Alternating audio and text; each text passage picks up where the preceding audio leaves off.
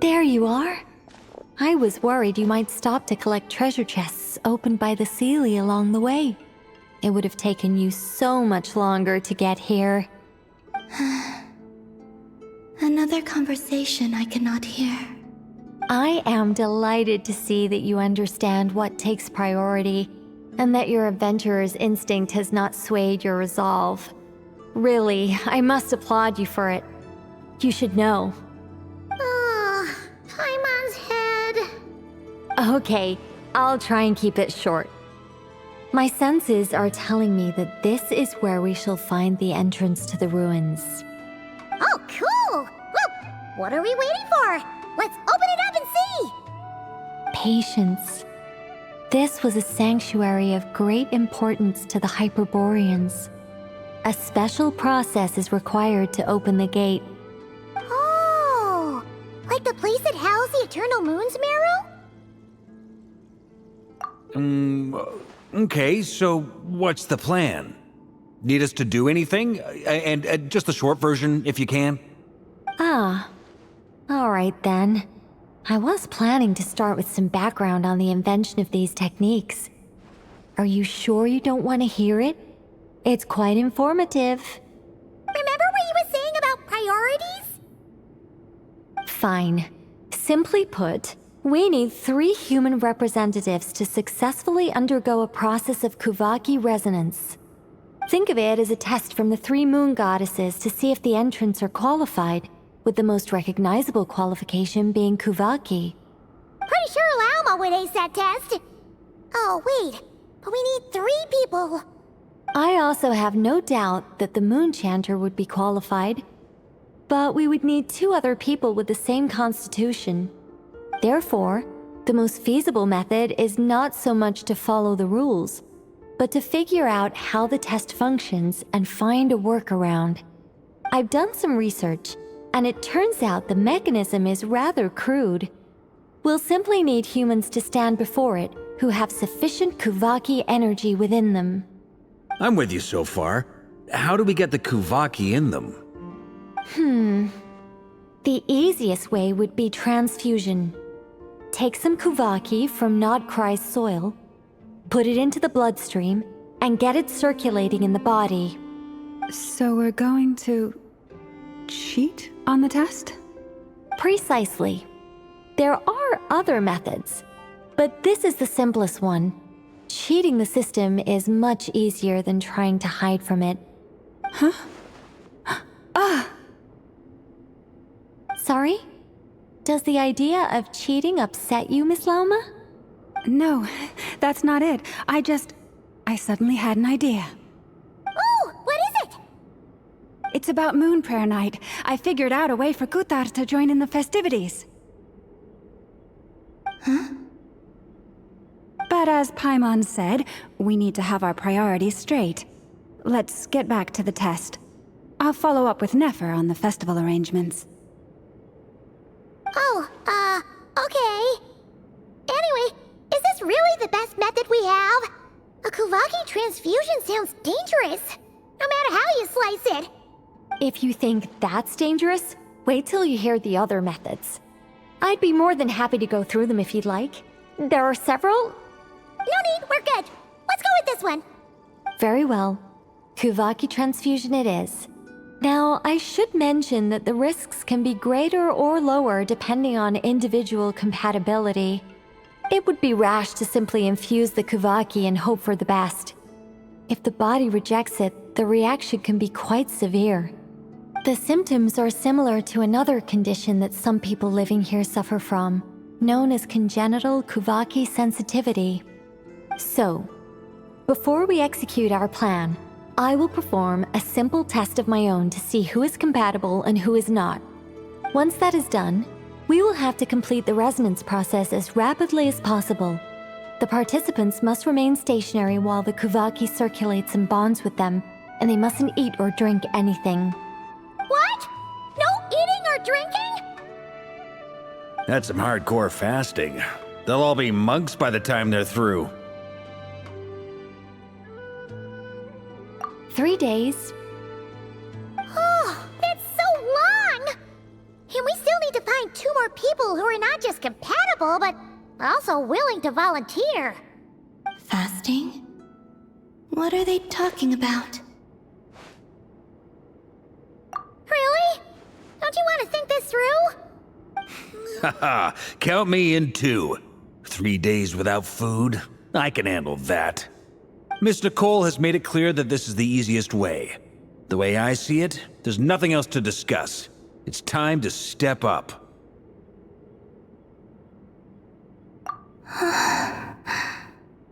Yeah, you're right. In that case, Paimon volunteers to be Captain of Logistics. She'll keep the fires lit and grab some spare clothes to keep you comfortable. Then we'll start with you first, Traveler. Please step forward.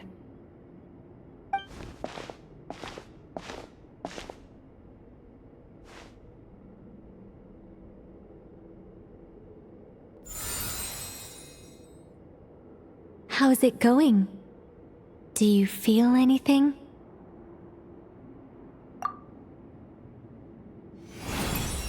How about now?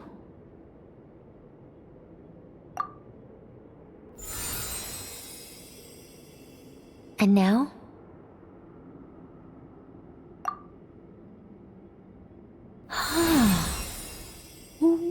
What about now?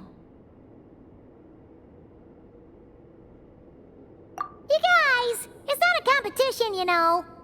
All right, I'm officially impressed. Even as a descender, you can withstand far more than I imagined.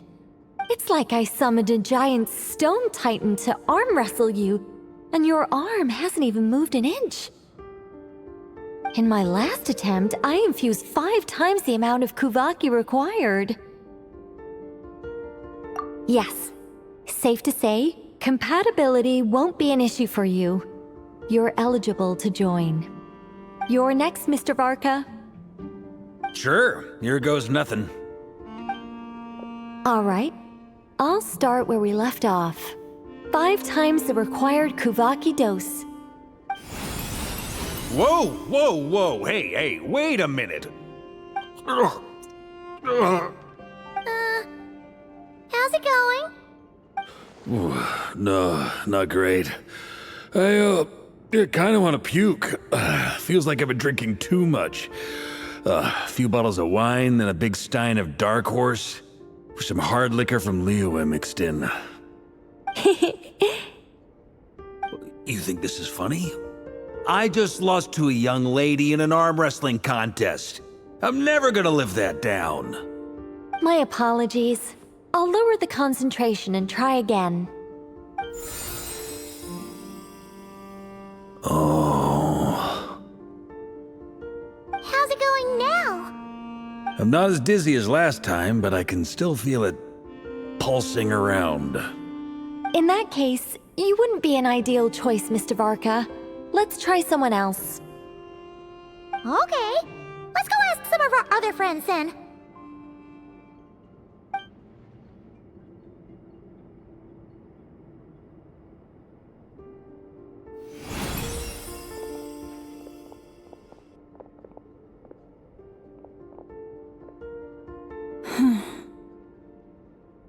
No surprises here, Miss Moonchanter. You're perfectly compatible. You may join.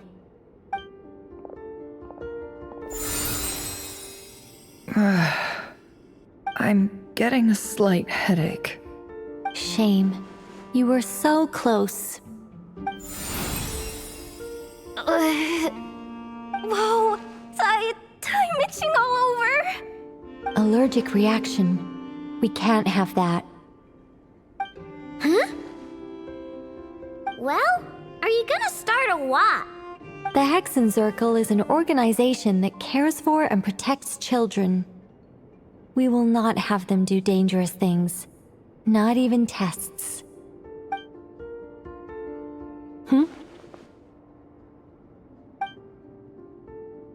Is something the matter? The candidates have to be human. I guess that rules me out too. Huh. Everyone except the Moonchanter got beaten. Guess I don't need to feel so bad after all. Looks like this isn't gonna be as easy as we thought. Perhaps I could ask for volunteers among the Frost Moon Scions. I'll see about talking to some trusted Lightkeeper colleagues. Itlua springs to mind. In fact, I think we had some former Frost Moon Scions join our ranks recently. Can you give me the scientific explanation for how the test works? I can probably make some kind of test bot. Then we can just zip through Nasha Town, going up to people and pressing a button to check their status. Wouldn't that be way easier? No. Wow! No elaboration for once. How about I contact the Knights of Favonia's garrison in the Wave Chaser plane? Shame that Lohan's already left. And that guy's even tougher than I am. Strange. The moon goddess is clearly revered by many people. So why is she on the brink of disappearing? She mentioned that the world has rejected her from the very beginning. And when we fought the Reikir of Solnari, it seemed like she exhausted her power for our sake. Also, Paimon's not sure revered is the right word for how people feel about her. Gratitude, certainly. For my part, anyway. It's basic reciprocity. She helped us, so she deserves our help in return. Yeah. Even though she looked like she didn't care, she still saved a ton of people, including me. A review of the relevant data leads me to conclude that Miss Columbina is a good person. Yep, you bet! They really think so? I'm super surprised that Columbina isn't her actual name, though. I think it really suits her. It's light and graceful and... yeah, just a really pretty name. I know, right? Unfortunately, that's not our decision to make. Columbina. That was the code name the Fatui gave me. But it also came up in the song I heard when I was born. But... is that really all there is to it? What do I truly think of my own name? Is there anyone left who will still call me by that name?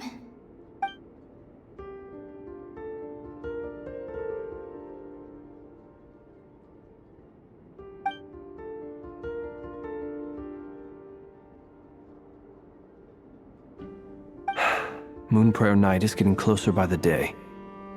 We're running out of time. We need to look for other candidates. Then allow me to try. Huh? What are you doing here? You contacted your friends via the Adventurers Guild. Sandrone has been keeping an eye out for something like that, so she informed me. Since I have the ability to accommodate a moon marrow, I should prove to be a suitable candidate. Arlecchino. When can we begin? I see. We can begin right away.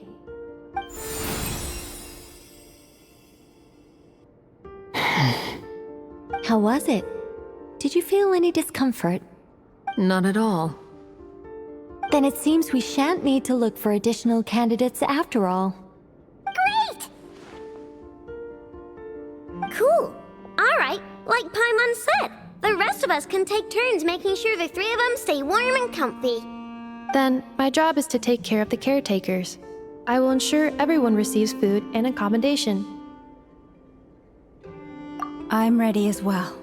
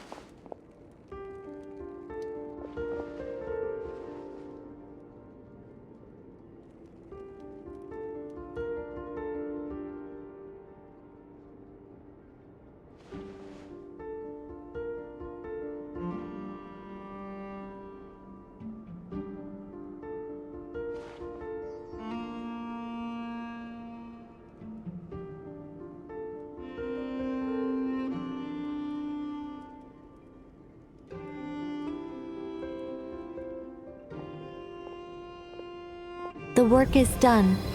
The sacred scroll shut. The stars grow dim, the people silent. The white sun sets, the silver moon rises. O path to the temple, appear now before us.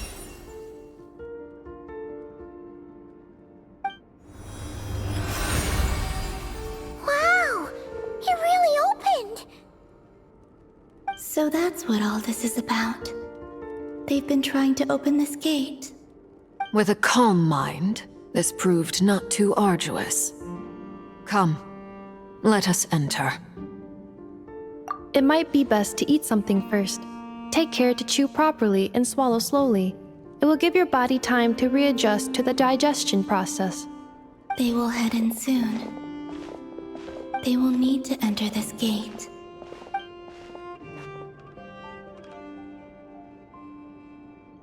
Huh? I cannot pass through. Is it because I have no physical body? It has been 3 days. My strength has all but completely faded. Can I really hold on until Moon Prayer Night?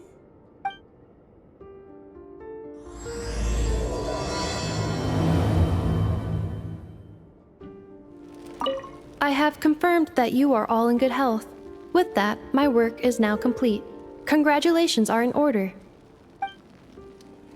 It's good to know you're all well. Puts me at ease.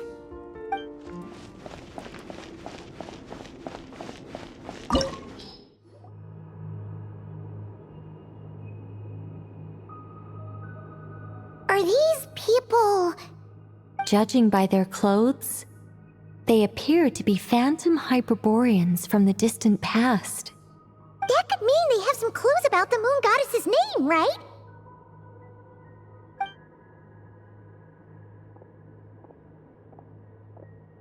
Hey there! Could you tell us what the moon goddess's name is? Sorry. That's probably a weird question, huh?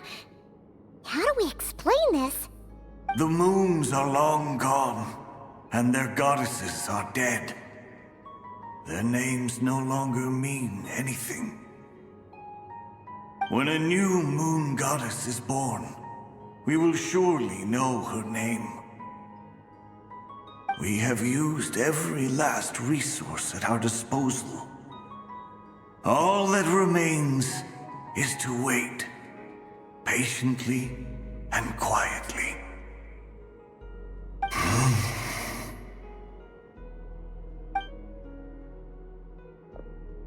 Were the people of the past all this devout? It looks like this phantom doesn't intend to converse with us any further. Surely the new moon goddess he speaks of must be Columbina. Alas, Kuthar's birth came long after the age in which he lived. But, maybe if we find a phantom from a more recent age, they might know Columbina's real name. True. Keep an eye out. We should be able to tell which era they're from by the clothes they wear. Yeah, you've been pretty talkative this whole time. What changed? Oh, nothing. I'm fine. You all make good points. When the Hyperboreans speak of moon goddesses, they mean the 3 from truly ancient times. I can't imagine they would know anything about our current moon goddess. There once was a time when the moon goddesses blessed them greatly and protected them from harm. So, when the war between the gods and dragons plunged the world into chaos, it seems they looked once more to the moons for help, praying for a new goddess to be born. Yeah, that checks out. Let's continue on. Who knows what else we may discover? When the moons rise again, we shall receive their protection once more. Even in the darkest hour, there is always a way out. The moons have left for now, but they would not abandon us forever.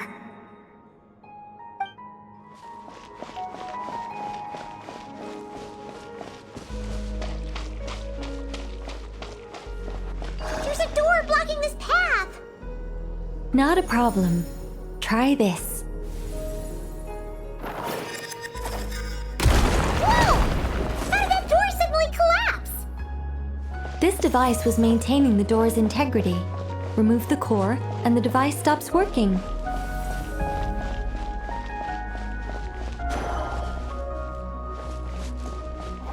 Is this our destination? Impressive. More precisely, this is a device that will help us reach our destination. Let's go. We still have a long distance to cover.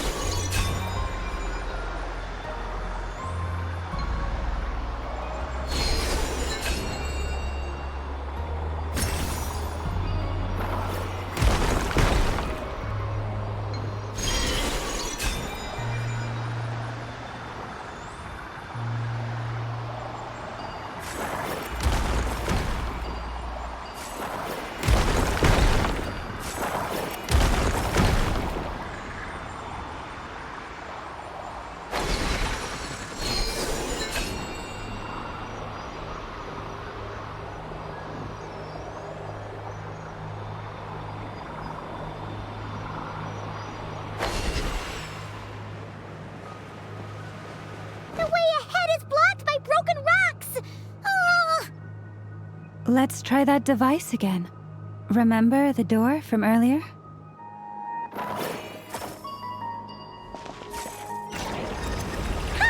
So it works in reverse, too!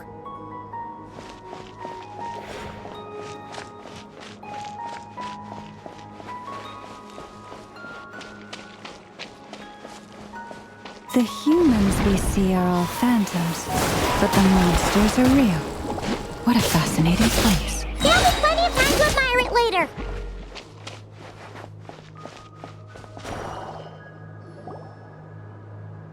Ooh, there's a whole bunch of artwork in here. Seems pretty old. Nicole, this is probably your area of expertise. What do all these paintings mean? Let me see. To understand these murals requires some knowledge of the history surrounding the War of Funerary Flame. I shared a little of this with Lauma before.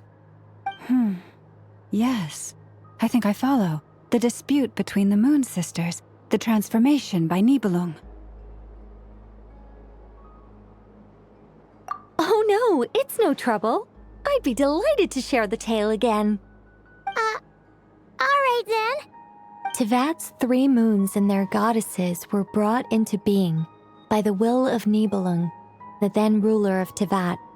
But when the heavenly principles came, they changed the world completely, down to its very foundations. The moon goddesses were nowhere near strong enough to challenge this entity.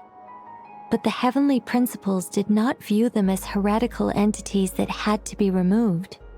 Essentially, the 3 moons existed to keep this planet alive and operational, which did not directly conflict with the heavenly principles' aims. Nevertheless, the inherent precariousness of this arrangement would soon be revealed. Nibelung returned. Yes. He did, and thus began the War of Funerary Flame, a battle for dominance between Nibelung and the heavenly principles. Discord would soon emerge between the 3 Moon Sisters. One would voice the opinion that they should follow Nibelung, for it was he who first hung the moons in the sky. Another would argue that taking sides in the conflict would only bring the world closer to ruin. There was no telling where it would lead, especially since their creator had returned bearing the perilous power of the abyss. Nibelung would eventually discover their disloyalty. He had all 3 imprisoned before transforming the moons into weapons with which to fight against the heavenly principles. What? Weapons? Yes. The very moons that had once defended the planet became instruments of death and destruction, striking terror into the hearts of all living things. And although the heavenly principles and the 3 Moon Sisters had once been at peace, It now seemed that the moons posed an unacceptable threat to Teyvat. It is possible that the heavenly principles did not know of the goddess's imprisonment. If so, the weaponization of the moons would surely have been viewed as an intentional breach of the peace agreement. Regardless of who knew what, when, the heavenly principles shattered 2 moons and flung the other beyond the skies. Whether the goddesses managed to escape Nibelung's captivity after his fall, nobody knows. But this much is certain. From that day on, the moons no longer belonged to Teyvat. The rejections slowly drained their power until eventually they passed away. So that's the full story. You say the moons ceased belonging to Teyvat from then on. Why then would Columbina be born here? That is perhaps due to the lingering connection between the Frost Moon, which was not shattered, and this world. You could see it as the 3 sisters' dying wish. They never desired war. All they ever wished for was to protect this land. I see. If the final fate of the 3 goddesses is as you say, then Columbina faces the same grave danger. Our investigation has yet to bear fruit. We must hurry. Yeah, you're right. Let's keep going.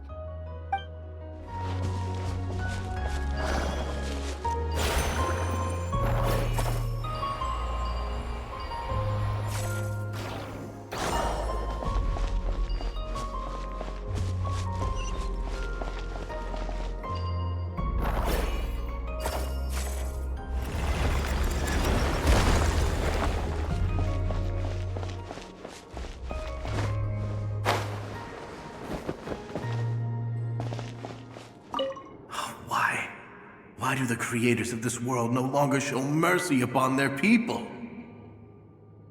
Remember his words. We must change our fate with our own hands. Should we trust him to keep his promise? We have to. There's nothing else we can do. Wait, that's odd. Who is he? Is something wrong? No, not really. It's just that over 30 possibilities emerged in my head, so I can't be sure who he is. It's been too long. My memory isn't as sharp as it once was. Okay. 30. Wow. Impressive.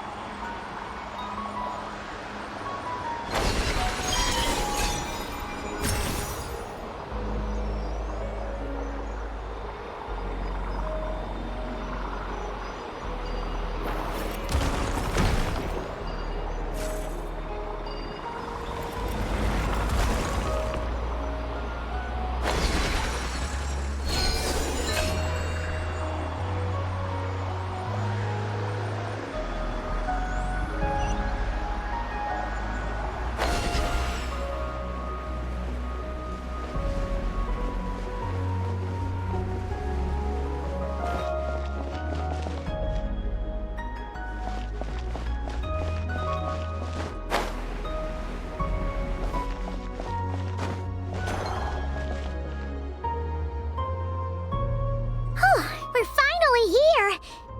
Guessing we'll need to activate this thing? Indeed.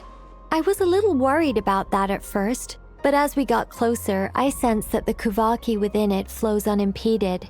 It should be functioning normally. The only issue is how to activate it. It's looking a little worse for wear. What about the cores from some of the other devices we've seen? Can we repair it using those? In all likelihood, yes. I imagine that would have been the Hyperborean's backup plan. Let's look for some cores.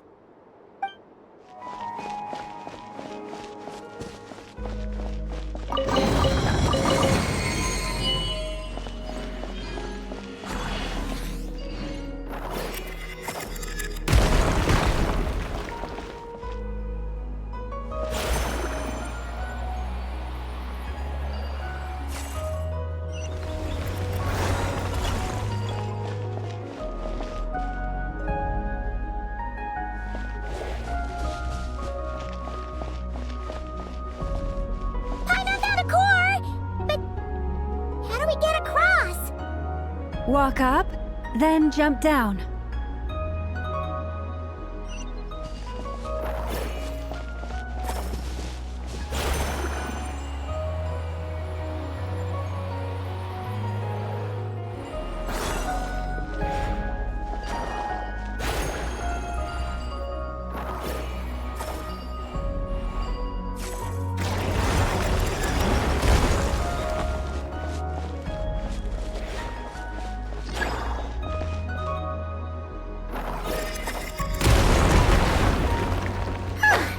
Enough cores.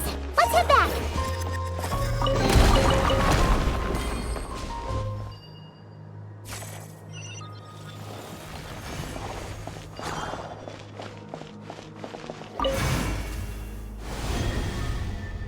The device is up and running. It's hard to believe that the ancients were capable of constructing such things. Paimon sees our destination! It's right up ahead! Yes, let's go.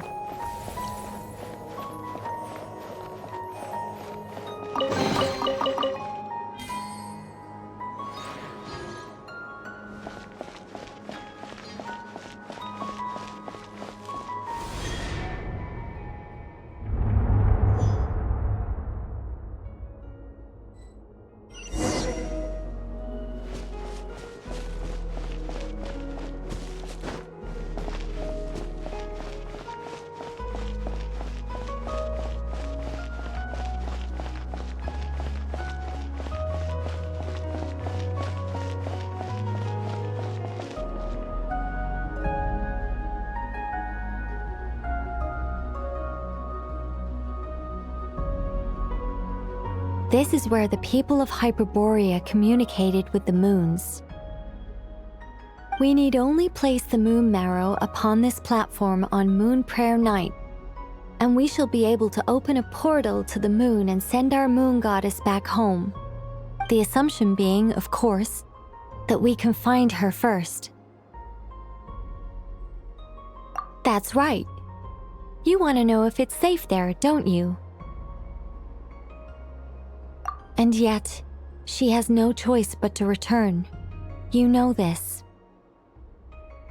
Oh, that's not the only issue here. This is the end of the line, right? We've explored everything we can.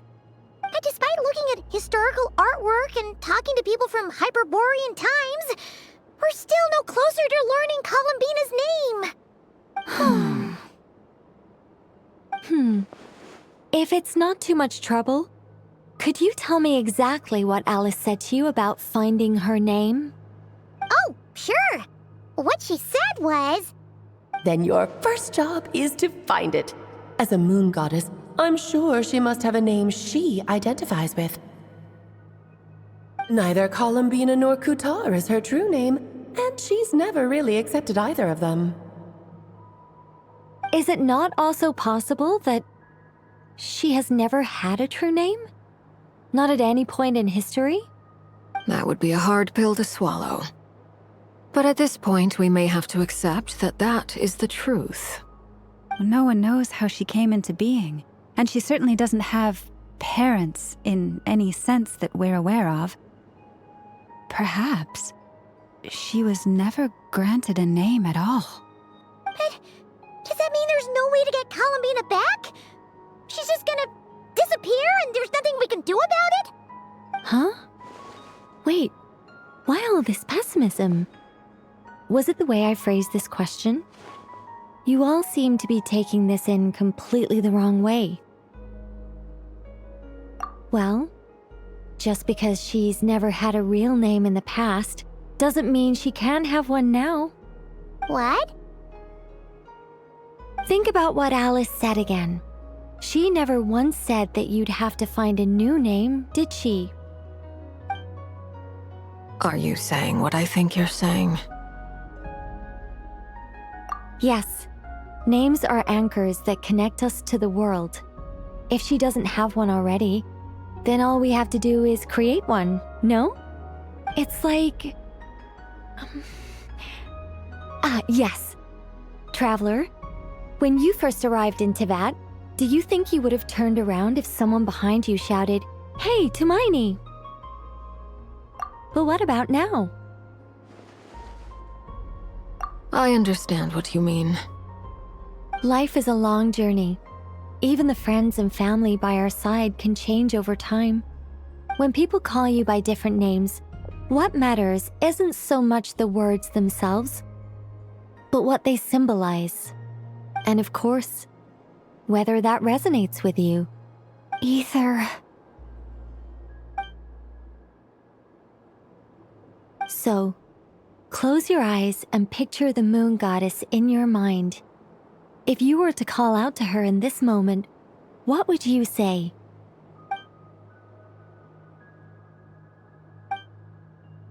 Columbina. Columbina. Paimon would call her Columbina too. She has long forsaken everything that Kuthar represents.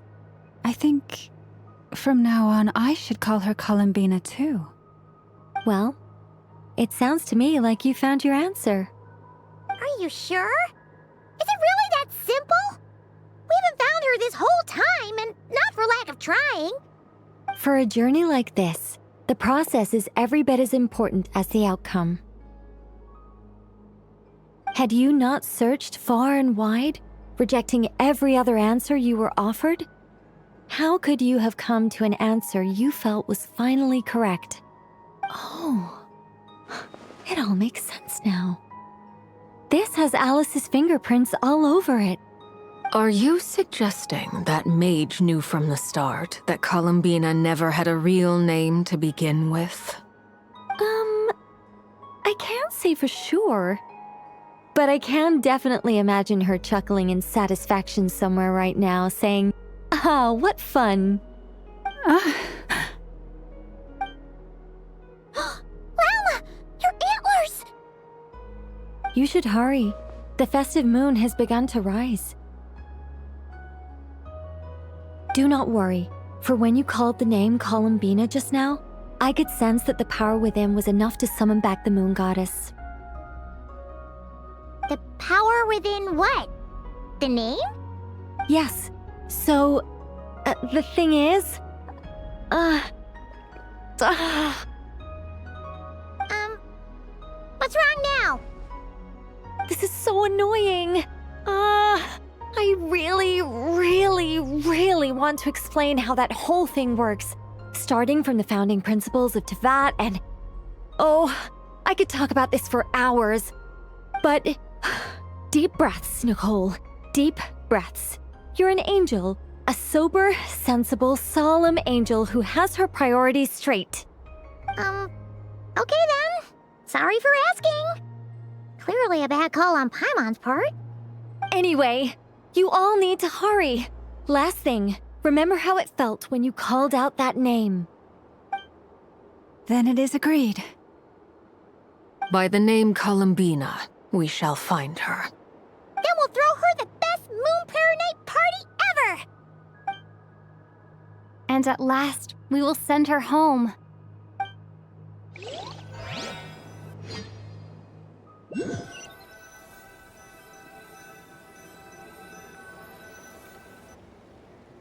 I can barely move anymore. My consciousness is fading away. Have they come back out? I'd love to see them one more time.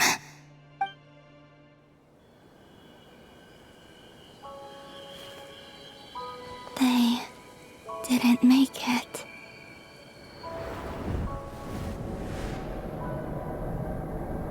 Could you tell me your name? My name is...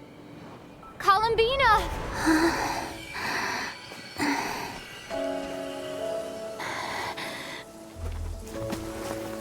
Columbina! Are you here? Columbina! That's the name you gave when we first met. And it's what I've called you ever since. Columbina. It's a fine name. I have many fond memories of Columbina, and so do all of your friends.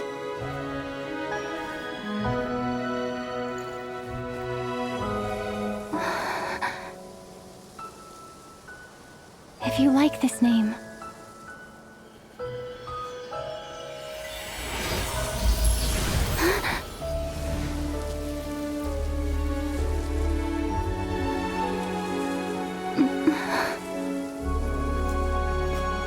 Looking for me?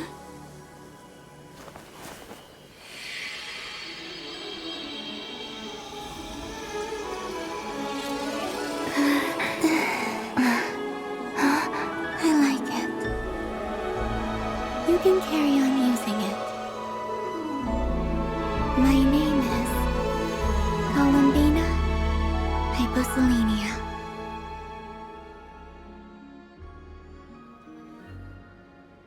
Columbina Hyposelenia. That's a wonderful name. I never thought that Columbina would become my real name. But after I met you and my other friends, the things that this name stood for slowly began to change. It went from being a Fatui code name to something my friends call me.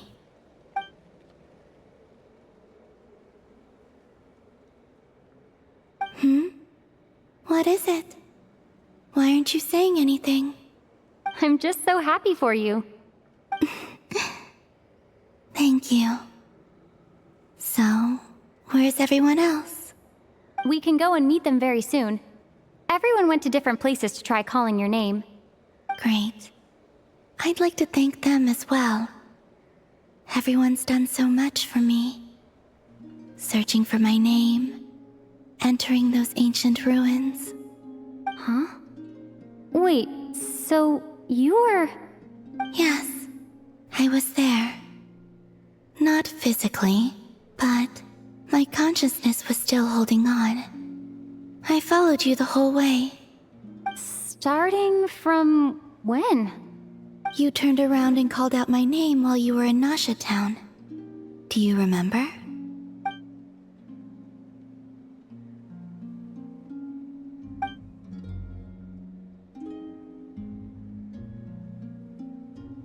Let's go. We don't want to keep them waiting. Sure. In that case, come with me. But... Hmm? Before that, could you call my name one more time? Sure. Come with me, Columbina Hyposelenia.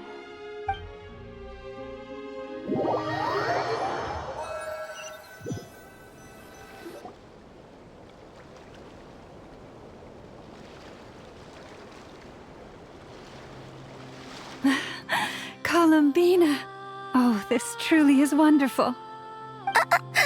Llama! I can't breathe. Ha ha! Just in time for Moon Prayer Night! It's good to have you back, Miss Columbina. Yeah, we were worried sick. Thank you, my friends. With your help, I now have a name that belongs to me. Columbina Hyposelenia. Where's the second half from? You added it yourself? That's right. It means... Born beneath the moon. Yes. And by extension, it can also mean born beneath this world. A fine name. Now, as much as it pains me to interrupt this beautiful reunion, I feel obliged to remind you that the Moon Prayer Night celebrations in Nasha Town have already begun. Don't you want to enjoy the festivities? There's so much to see and do. And some of the ambient lighting and entertainments were sponsored by the kind souls in the Hexen Circle. Nicole? Why have you turned into Dodoko? So you're Miss Nicole. Thank you for helping us, and for helping me find my name. It's nice to finally hear your voice. You're quite welcome. Guiding lost people to hidden treasure is what we Seelie do. And if you ask me, spiritual treasures are far more precious than material ones. Chests are all well and good, but this was what it's all about. Ah, so satisfying. Anyway, I had to go help Alice. It seems like she ran into some trouble. That's why I couldn't be here in person. But don't worry, We're with you in spirit. We'll be celebrating right along with you. Keep an eye out for the Hexen Circle's festive stalls in Nasha Town. I think you'll like what we came up with. Alice said she even managed to rope B in this time. The Frost Moon Scions have also prepared various attractions. I believe Aino, Nefer, and their crew are setting things up as we speak. On that note, Nefer, about that request I made. It's all in hand. Yehoda is on site to ensure that everything goes off without a hitch. Wonderful. In that case, Traveler? Huh? Come on, Columbina. It's time to celebrate the best Moon Prayer night ever.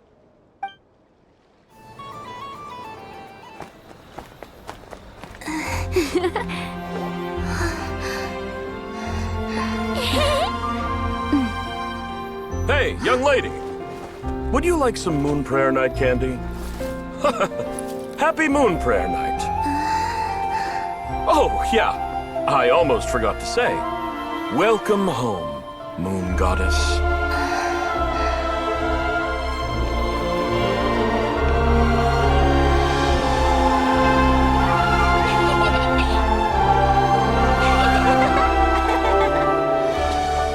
Welcome home, Moon Goddess.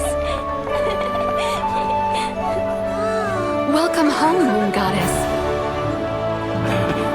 Welcome home, Moon Goddess. Turning Nasha Town into her home is a festive gift. A rather brilliant idea.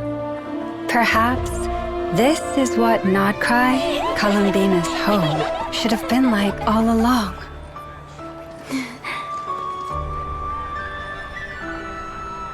Thank you for the gift.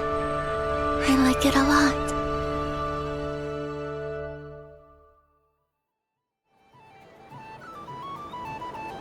This feels like the surprise of my life.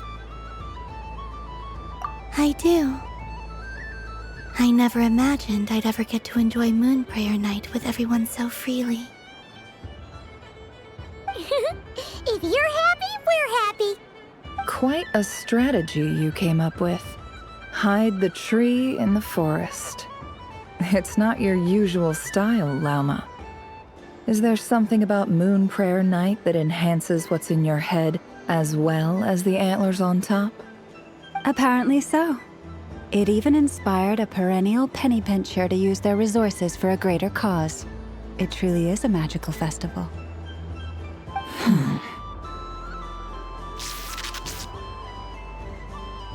I see it now. This bickering is actually a sign of a strong relationship. Huh? What's everyone doing here? Oh!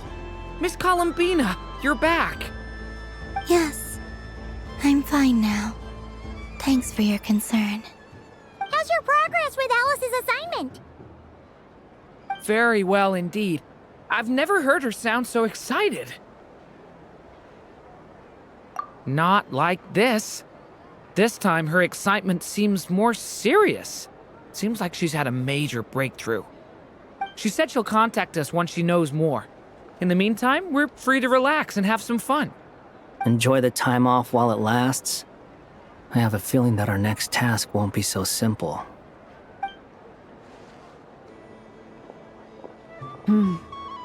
I should go.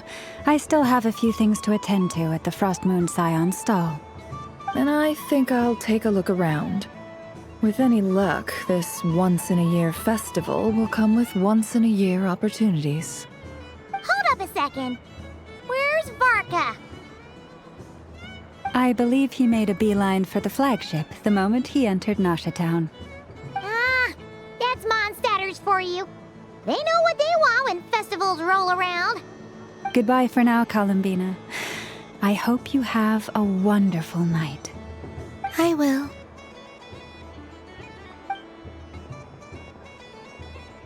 Well, in that case, don't just stand there. Get out there and have some fun. You'll definitely get a warm welcome at every stall. Oh, also, take this map with you. It's a guide to the festival.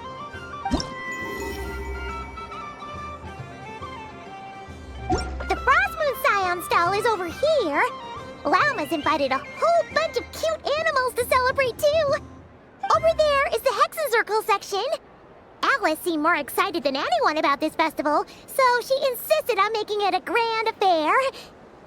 Oh, and then there's the Nashitown local specialties, including... Actually, forget that. Better if you go check them out for yourself. Thank you. It looks like a lot of fun. You're not coming with me? We'll be around. But don't you want to browse by yourself for a bit first?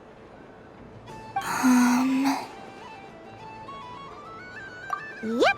If you find something you like and want to try it out together, just give us a shout. We'll be right with you.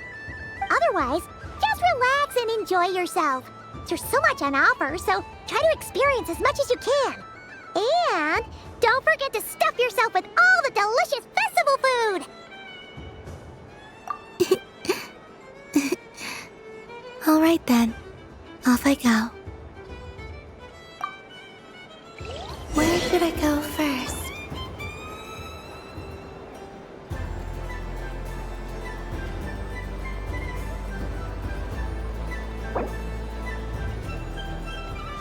This must be the mage's stall. It feels like I've entered a fairy tale. How lovely.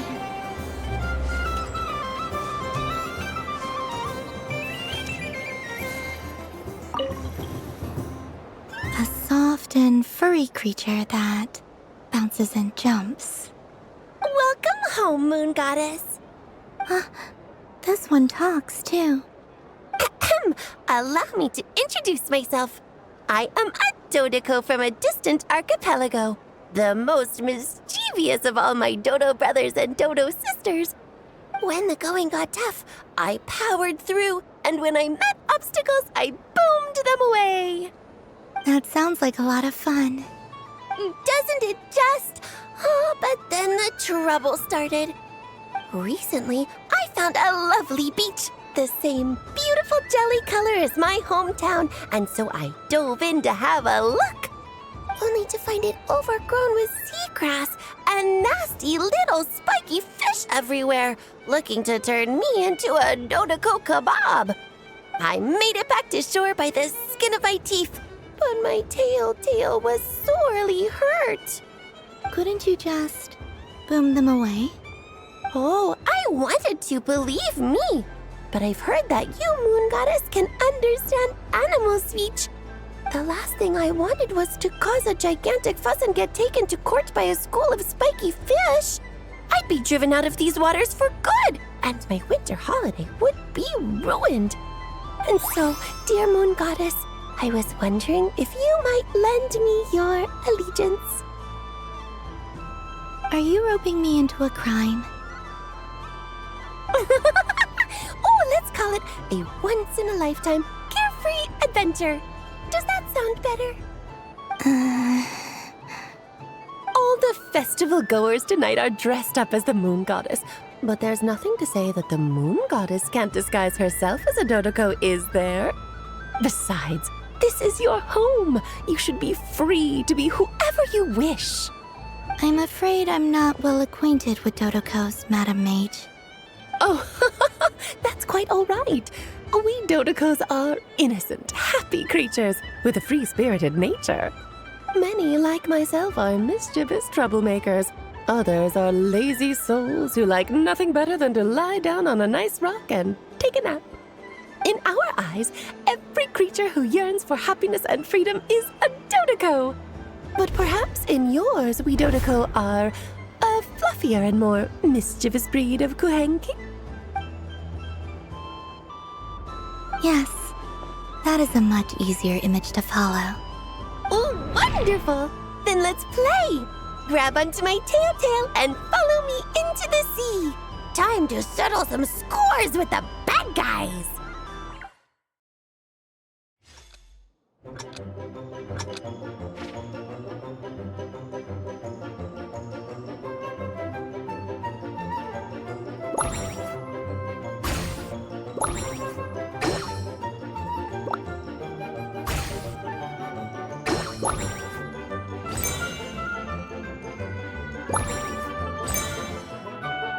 Ooh,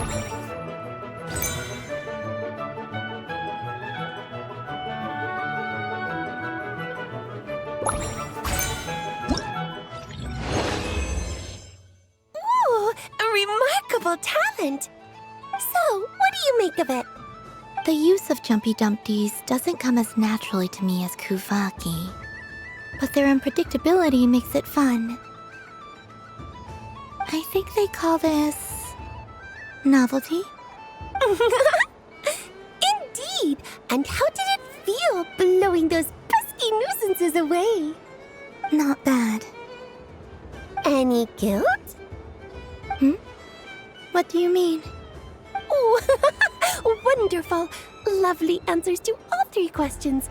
You've passed the safety test. Now I can give this special bomb to you as a souvenir. Remember, if you find any meanies living on the moon, you can use this to boom them into oblivion. I will. Up for another round of fish blast? Of bye-bye bad fishies? Wonderful! It's Dodo Venture time!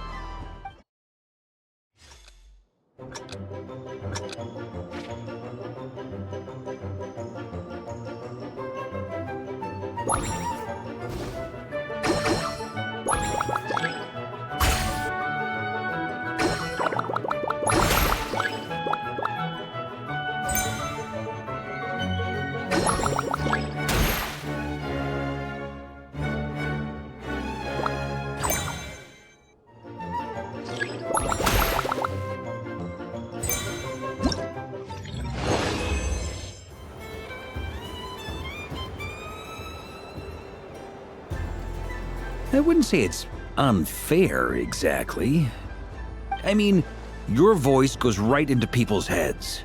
How would you explain that to the kids? You can't just explain it away as magic. Is something the matter? Ah, Miss Columbina! No, nothing you need to worry yourself about. Ah, impeccable timing. Stick around for a second, Miss Columbina. I need your input on something. This self-proclaimed Knight of Justice has yet to give me a satisfactory answer. I, for one, would like to hear your verdict on the matter. Hey, now, I left the flagship just to help you out, Miss Nicole. What's going on? So Alice and I are both using long-range remote control spells that work on similar principles, allowing us to attend this festive fair in Dodoco form. Sorry, let me backtrack a little. While similar, there are some key differences. Alice, being a great mage, wanted her Dodoco to reflect something of her own charm and mystique. So she adjusted the way its tail moves when it spins around. An entirely gratuitous move, in my opinion. I hardly see how anyone is going to notice that. If anything, I'd say that anyone who stares intently enough at a Dodoco's tail to notice such a small detail is someone we ought to be highly concerned about. I only say this to emphasize that my question has nothing to do with tails. Now that we're clear on that, why is Alice's Dodoco permitted to interact directly with the children celebrating Moon Prayer Night, while mine is not? Your voice speaks directly into people's minds. See? Exactly what I said. Miss Nicole? Ugh, I can't stand it. I know that probably makes me sound like a whiny child acting out in front of their parents. And it's a little embarrassing now that I think about it. But hey, I've said it now, I can't take it back. That would be even more embarrassing. Also, don't go reading too much into that analogy. It was off the top of my head. I'm actually an awful lot older than either of you. Miss Nicole, are you saying that you'd like someone to play the game you've prepared? I'm not so invested in that. It's just something cobbled together using items I borrowed from Alice. She probably didn't even make them herself. The point is, I want to know everyone's thoughts after they receive their prizes. But as you've said, I can't just ask. I've been biting my lip for so long, and I've had no one to vent my frustrations on. I thought this was going to be a nice, straightforward festival where I'd get the chance to guide people to treasure. Well, can I play? I can't guarantee that I'll win a prize, but... You will? I'd like to try. Then what are we waiting for? Let the game begin! It's like they forgot I was ever here. Ha!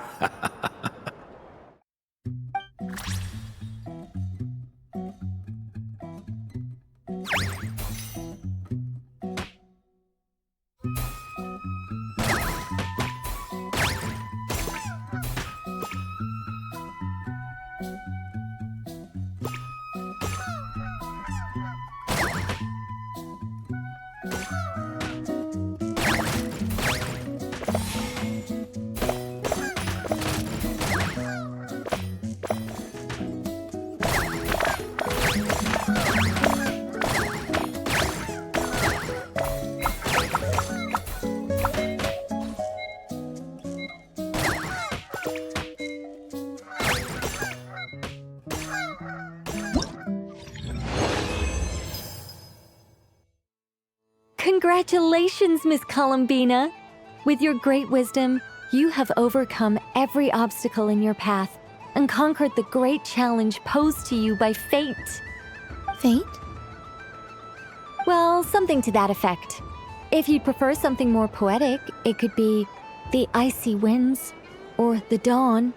Anything you like, really. You could even go with the challenge posed to you by Dodeko, if that's what you're into.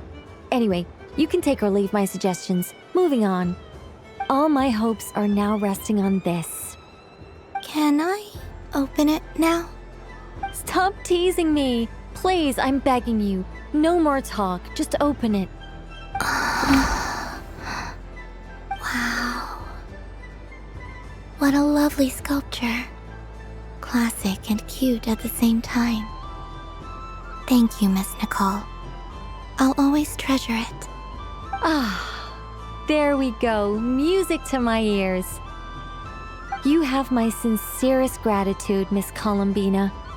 Thank you for sharing your precious time with me and fulfilling my wish. Don't mention it. You've all done much to help me. And still, I'm the one receiving all these gifts. I don't suppose you'd like to play again, by any chance? Don't get me wrong, once is plenty. You're under no obligation to indulge me any further. And besides, I don't have any other prizes for you. Great! I mean, if you say so. Is it really all that much fun, though? Huh. My taste must be falling seriously out of step with the majority. It'd be rude to just leave without saying anything. But at the same time, I don't want to barge into their lively conversation just to announce that I'm leaving. I guess I'll just wait a little longer. Huh? Albedo? This sketch is for you, Grandmaster. Oh, a gift for me. Thanks. Let's see what you've done for me. The North Wind left in a lurch. Welcome home, Moon Goddess. Oh, you're the genuine article. Alice was right. This moon prayer night was worth watching after all. Another one that talks. Greetings. Pleased to make your acquaintance. I am the Hexenzirkel member they call B. Barbeloth Trismegistus. Columbina Hyposelenia. Pleased to meet you too. Hyposelenia. A fine name indeed. Now then, Miss Columbina, do you wish to hear a mage's divination? Divination? The Frost Moon Scions used to ask me what would happen in the future. Is this like that? From the perspective of the one seeking answers, perhaps. As you look to your journey ahead, if you seek to understand the unknown, resolve your doubts, and soothe the confusion in your heart, divination could be for you. The unknowns on my journey. Of course, if one wishes to peer into fate, then hydromancy is the more precise option. But that is a complex affair, and to relegate that majestic art to the status of a festive amusement would seem somewhat uncouth. Besides, it is sometimes better to not know fate with great certainty. Hence, I shall use the suitably festive Luna Arcana to tell your fortune instead. It is more popular with the youth in any case. Lunar Arcana. Indeed. Unlike hydromancy, this will only display possibilities and trends. People like to think of themselves as creatures of agency and free will. Peering too far and too clearly into the future is detrimental to both body and soul. I'd like to give it a try. Of course you may. Come then, take a seat, Miss Columbina. Before we begin, are there any specific questions you would like to ask? Let's stick to general possibilities and trends, like you suggested. Ah, very well. Then I shall use the basic Lunar Arcana deck. Now, try to relax. Cast your mind upon the things you have experienced and the things you are soon to experience. I will shuffle the deck. Would you like to cut the cards yourself? You do it. No problem. Now then, to make things easier for the seeker, that is to say, you, I shall decipher the cards from your perspective.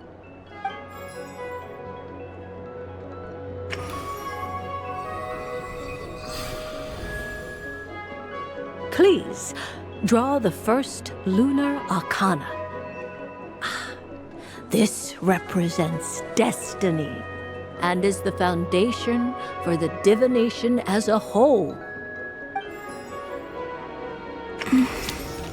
Now, draw your second card. This will stand for the past, the sum of all your experiences that have come before.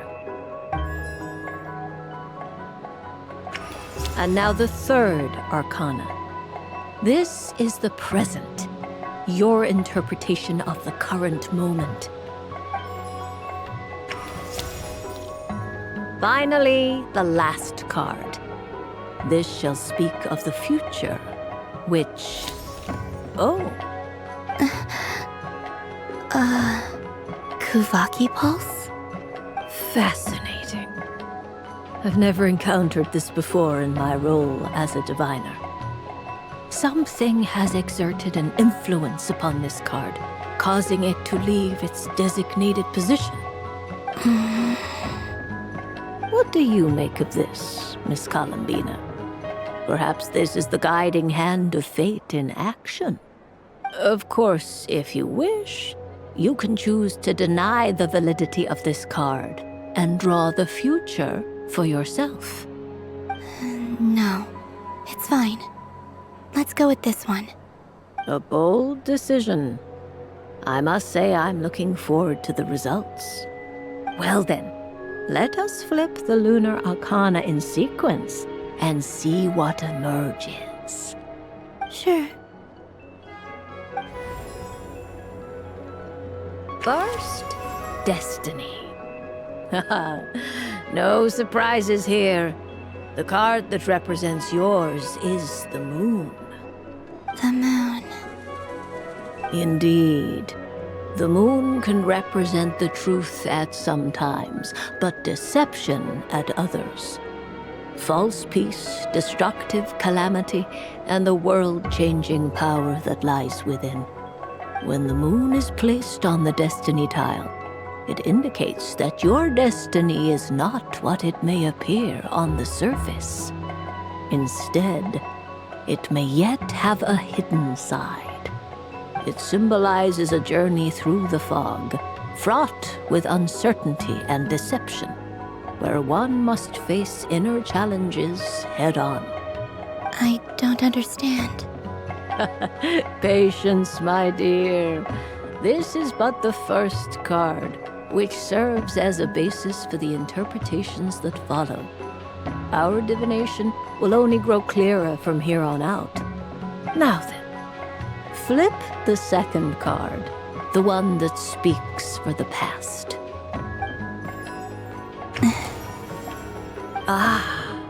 The Hermit, but inverted. Inverted? Yes. The Hermit symbolizes solitude, introspection, and the pursuit of truth.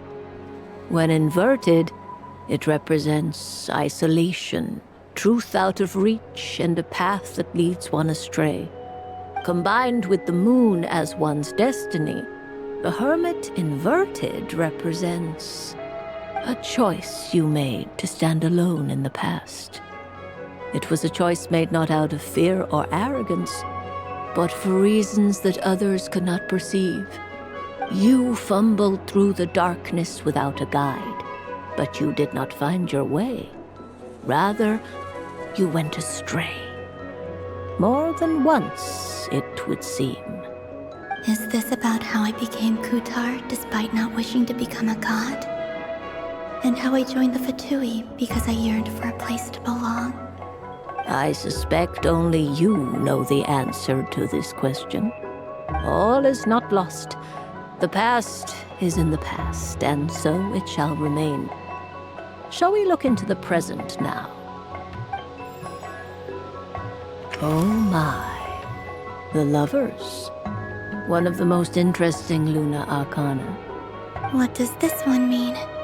This means that you have had an unprecedented emotional experience. The joy of finding your soul becoming intertwined with that of another. A precious and wonderful thing indeed. It's true. I've made a lot of friends recently, and they are very good to me. I like them a lot. That sounds lovely. I am most delighted for you.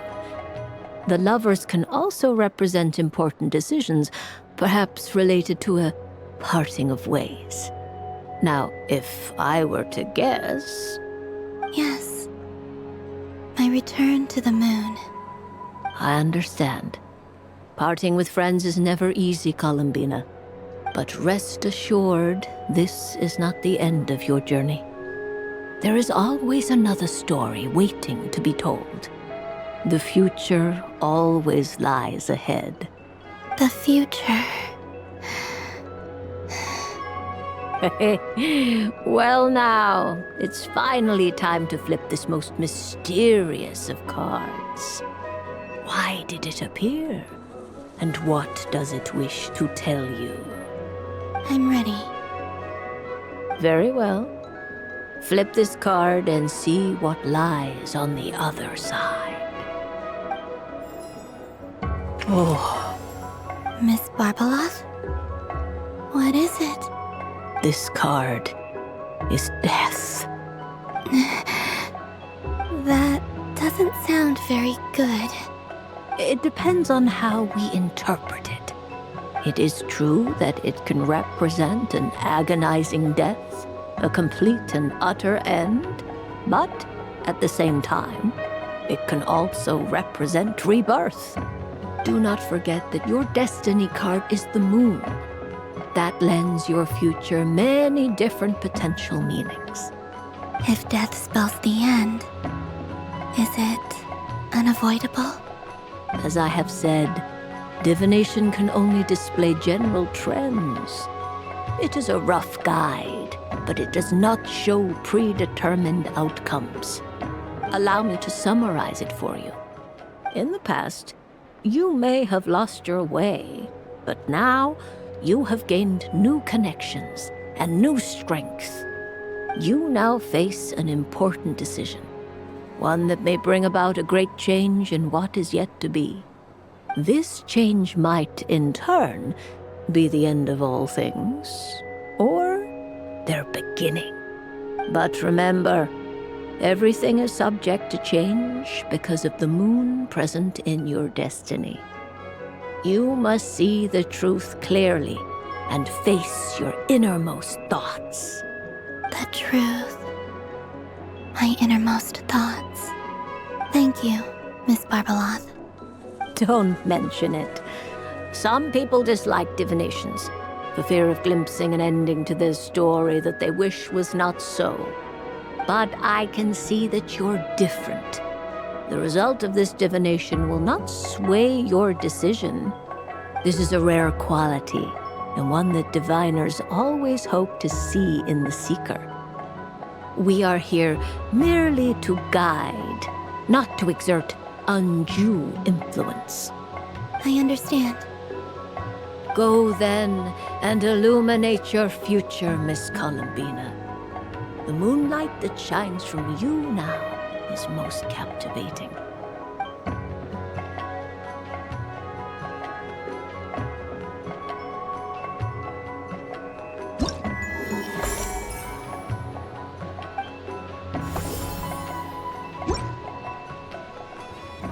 The death card made a most enigmatic appearance.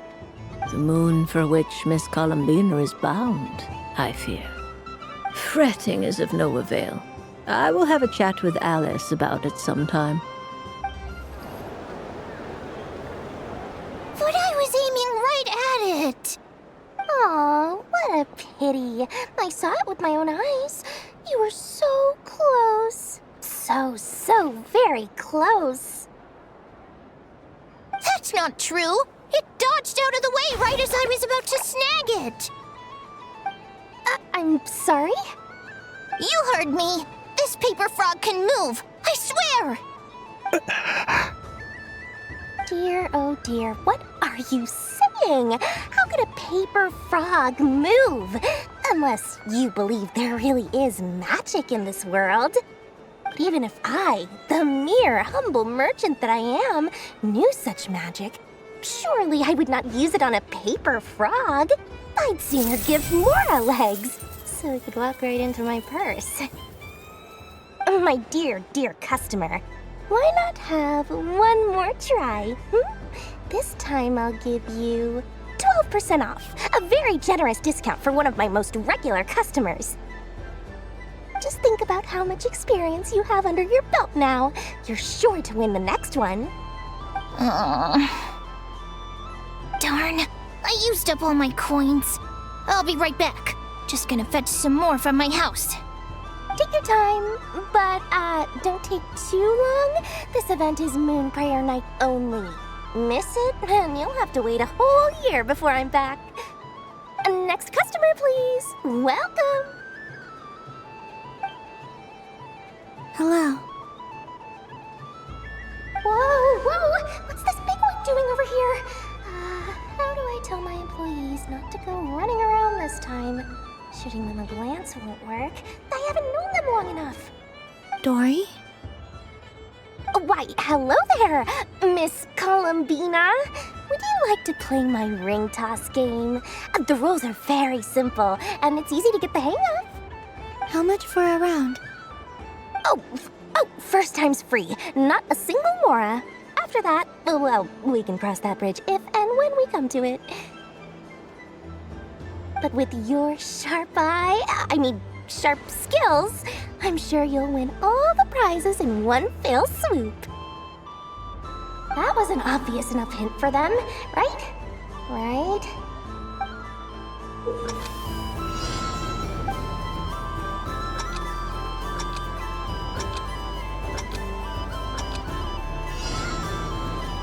Here comes the ring! Oh, nuts.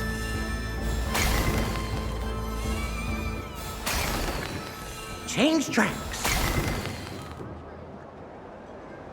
Roselle! Should we move or not? Just a tiny bit. Alright, then I'll... Oh, sugar plums! Not the clock hands! How do I move the legs again?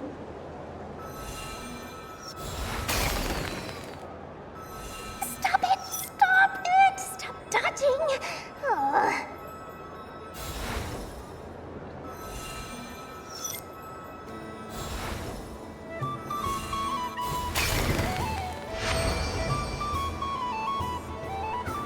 Let's see now. Let's see. Wow, very good. That's the highest score we've had all night. here's your prize. Now, how about another round? As for the cost... Happy Moon Prayer Night, Miss Columbina. Happy Moon Prayer Night, Durin and Hat Guy. Are you here to play the game? Yes. No. You said we were just coming here to say hello. I did, but then I recognized a few more people as I got closer. Do my eyes deceive me? Is that... It's our little dragon. He's all grown up. Someone's popular.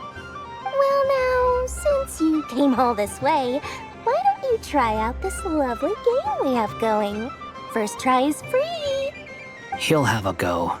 I'll pass. It's only one free try per customer. You can't give your try to him. I'm aware.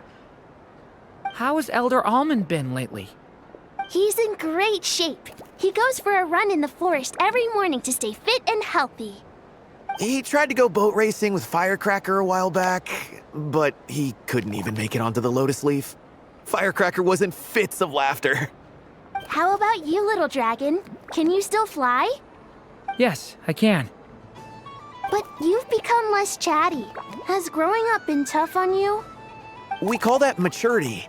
You know, the thing people sing about. The knight wields a sword of stone to defend those hearts that are made of gold. Stone is very heavy. That's what keeps him from talking too much. That's awesome! I want to be a knight when I grow up too. Ring, here I come! Ha! Oh, the hat-wearing man. I never thought I'd see you again. You seem more determined than when I saw you last on the train. If you say so. Oh, I do say so. The people you once helped see it clearly. It's because you are once again on the right track.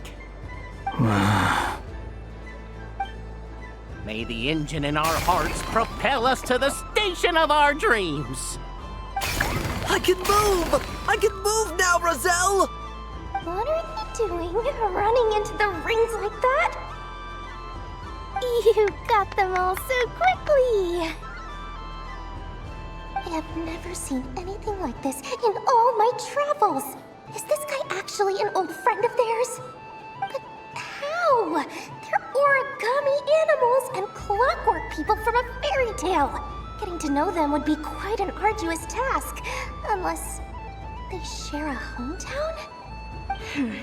I have to get to the bottom of this. Next time I see the Great Mage Alice, I shall demand answers. Thank you, Dory. I had a lot of fun. So, now for your prize. Where did I put it? Give me a moment to dig it out. Oh, sweet grand prize. How I wish I didn't have to let you go. Good thing I've already turned a profit from the customers earlier in the night. Otherwise, I'd have wasted all my hard work. Okay, I'm back. What? I leave for 2 seconds and someone's already claimed the grand prize? Oh, well, these things happen, you know? Perhaps you'd be interested in one of the other prizes instead. We've got all kinds of wonderful goodies here. Is this the thing you wanted? Here, you can have it. Huh? But... Don't worry about it. It will be happier with you. Oh, thanks so much, miss. Moon Goddess.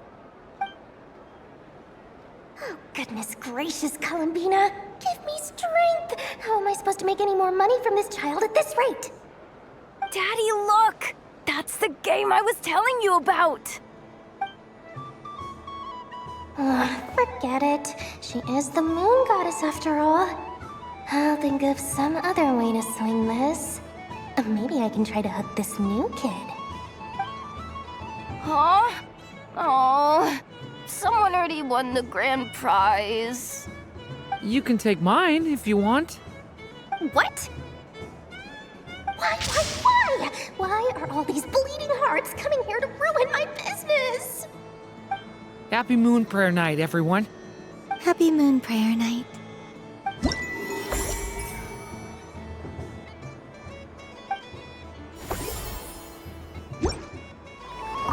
If all the prizes are gone, I might as well close up shop for the day. But you haven't had your fill of fun yet, right? So the next time a customer shows up, you're going to have to run faster, all right? And remember, run out of the rings, not into them. Done being a do-gooder yet? Thanks for coming here with me, Hat Guy. Are there any games you'd like to play? It's your turn to pick. I'll come with you. Why does that hamster think you've grown up? You haven't changed at all. I know you don't mean that. You're just taking the opportunity to make fun of me, aren't you? Even if you won't admit that taking some time to compose yourself is important, I can see that you're doing it in practice. Otherwise, you'd have taken off your hat and flown away by now. Looks like Albedo's socialization program has been far more useful to you than all those Vahumana textbooks. Happy Moon Prayer Night, adventurers. May you have a lovely evening. Come on, Citrus. One more round. Just one more. But my neck... oof. It's acting up again. You should take a break. Health comes first. Yeah, don't push yourself. We'll find someone else. Hey, don't look at me. I'm the referee. What are we gonna do then? Do you need any help? Yes, we do. We need one more player for our game. All right. Could you teach me how to play? It's really simple. You just throw the dice and move by that number of tiles. First one to reach the finish line wins. Rolling a hamster means you move one tile. A paper frog is 2 tiles, and a flying squirrel is 3 tiles. 'Cause they go the fastest. Okay, I get it. So, we're all set? In that case, please take your places and let the game begin!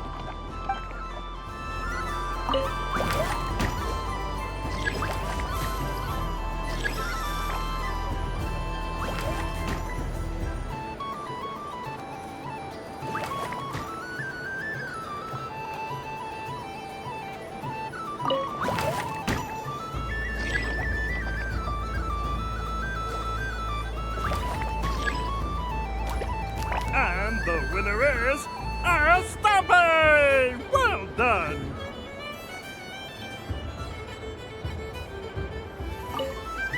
It's a pity that my good friend Faro Bear is busy working on a training program for Princess Semest. If he could have been here, the victory might have been his. Dodoco's Whirligig! Come check out Dodoco's Whirligig! Ah, welcome home, Moon Goddess.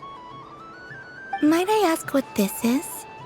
Ah, it's a very special amusement sponsored by the great mage herself. Ride on a soft and furry Dodoco and embark on an unforgettable adventure. I say that, but I'm just following a script here. Who is this mage, anyway? And what the heck is a Dodoco? I'd like to ride. No problem. But, are you by yourself? Is that not okay? Oh, no, it's fine. It's just that each Dodoco can accommodate 2 passengers. Would you like to bring a friend along? My friends... That should do it. Now, we just need to get everyone else to draw something on it too.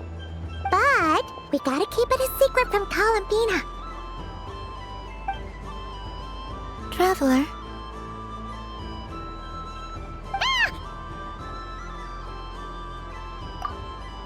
I want to go on that ride. Will you join me?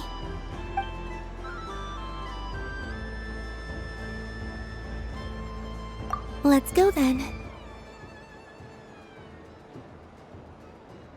Don't worry. Paimon will do the rounds. You go have fun.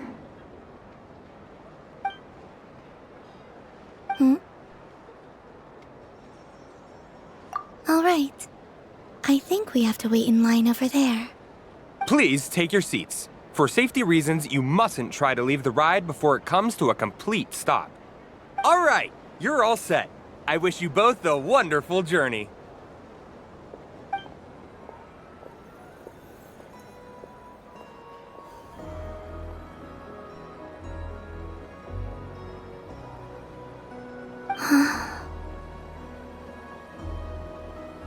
Not bad. It reminds me of riding a moon lane. Sometimes, the Kuhenki circle around me like this, playing their beautiful melodies. Yeah, I'm going to miss them.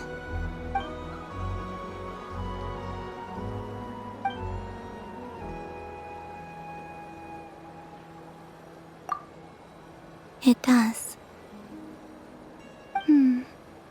I've felt scared in the past, too.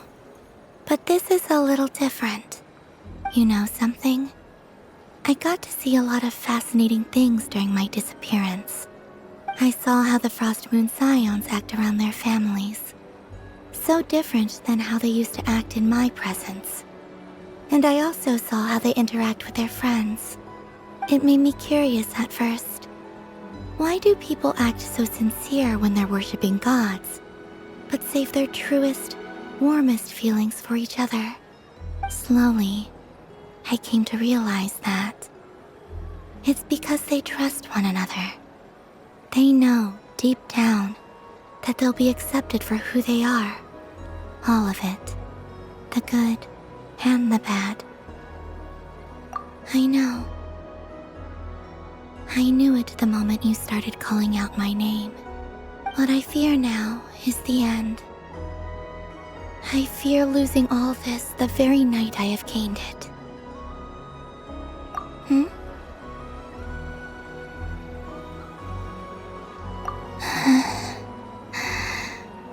Thank you for this conversation. Thank you for listening to me.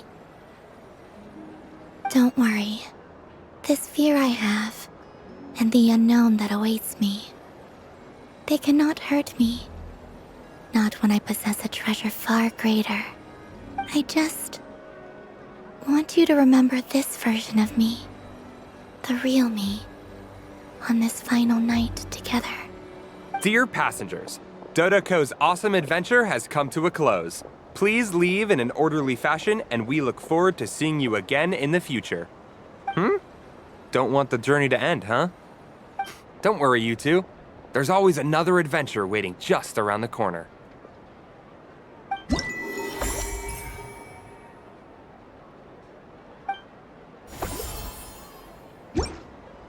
So this is the Frost Moon Scions area. It feels very familiar. But everyone looks much happier than usual. Dodoko's Whirligig. Come ride on a soft and furry Dodoko and embark on an unforgettable adventure. Of course, Moon Goddess. This way, please.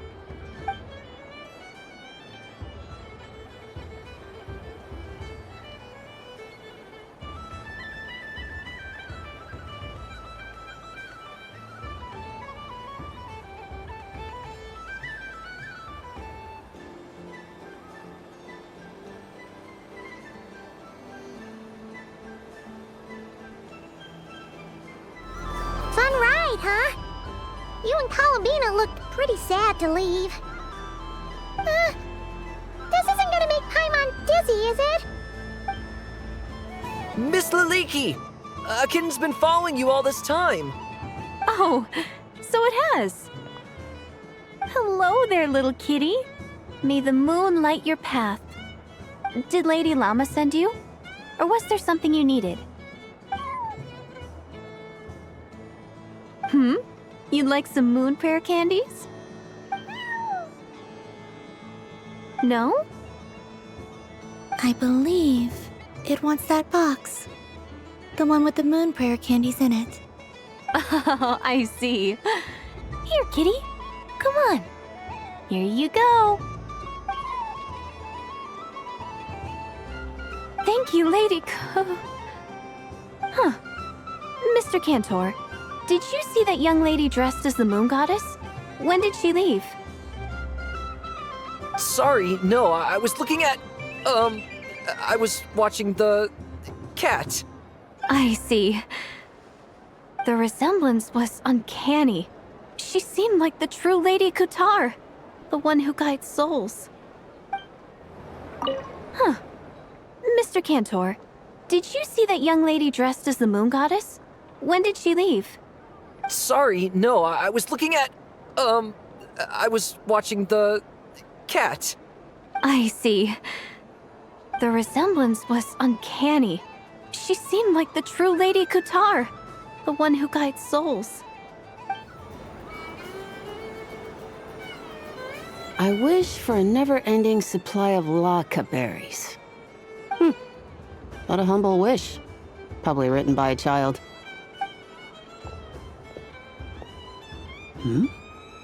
Is that Lama the Moon Chanter?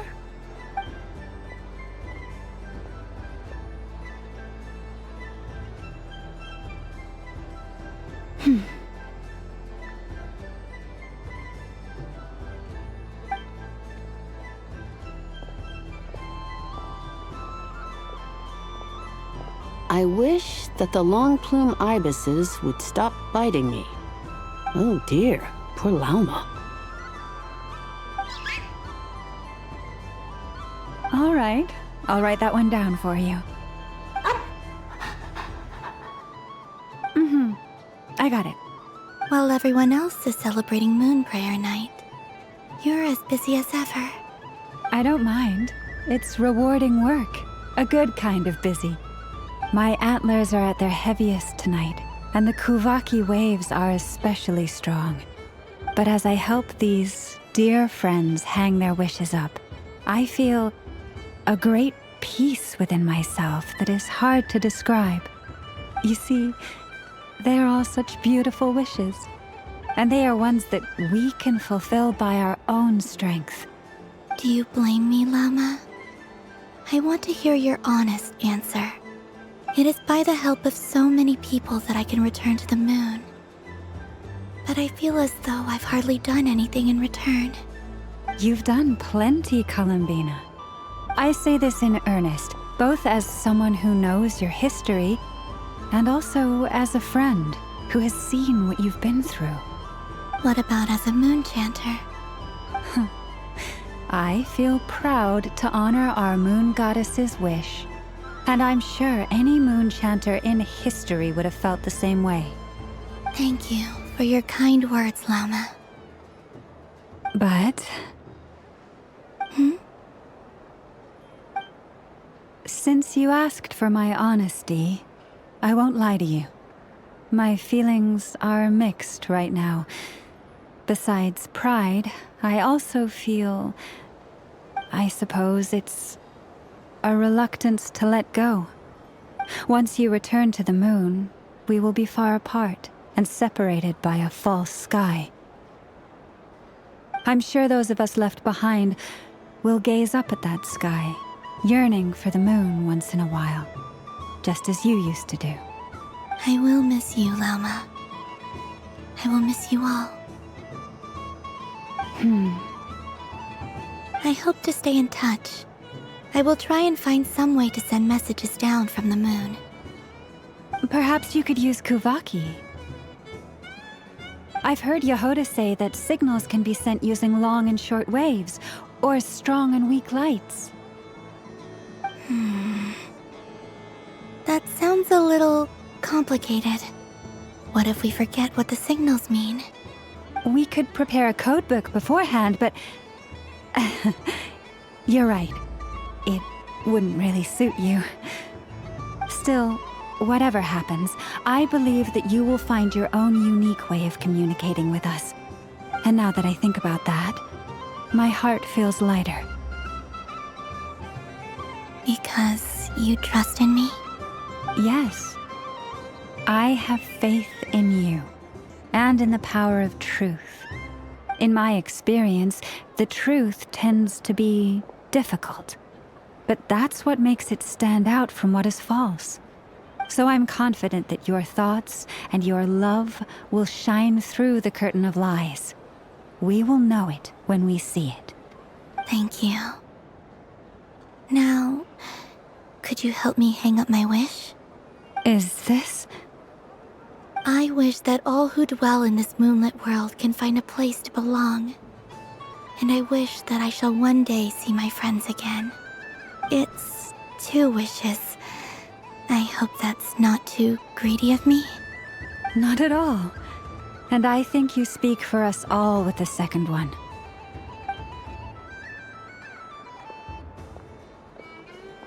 I shall continue to pray until the day that all of these wishes come true.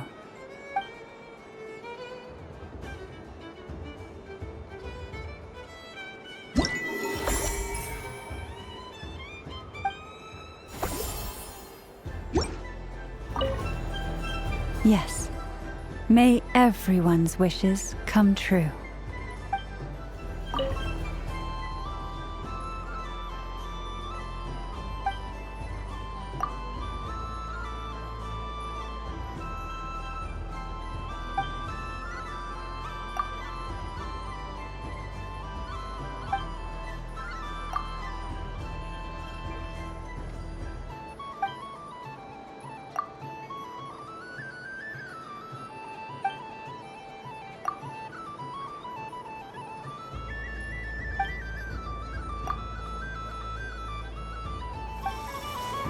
What's this?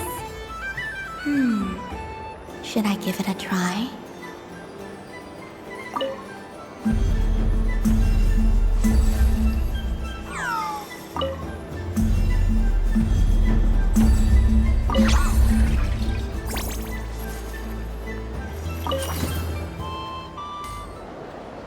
Welcome home, Moon Goddess. Would you like to try on some animal-themed headwear? I always hear Lauma saying how heavy her antlers are. I wonder how it feels. Let me give it a try. Oh my! It really suits you. It's a little itchy, and it's hard to turn my head. Should I keep wearing it? How does this look?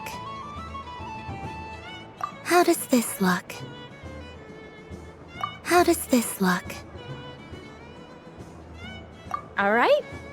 Feel free to come back if you change your mind.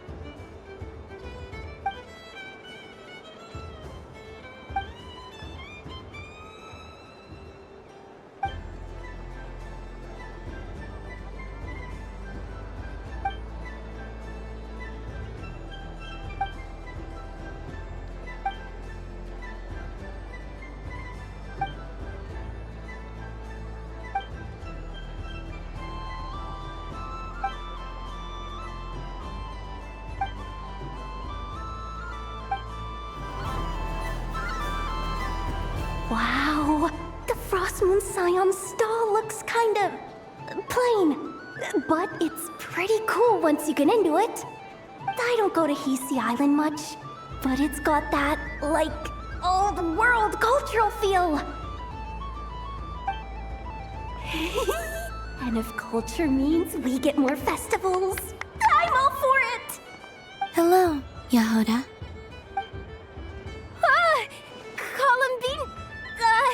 Hello, Moon Goddess.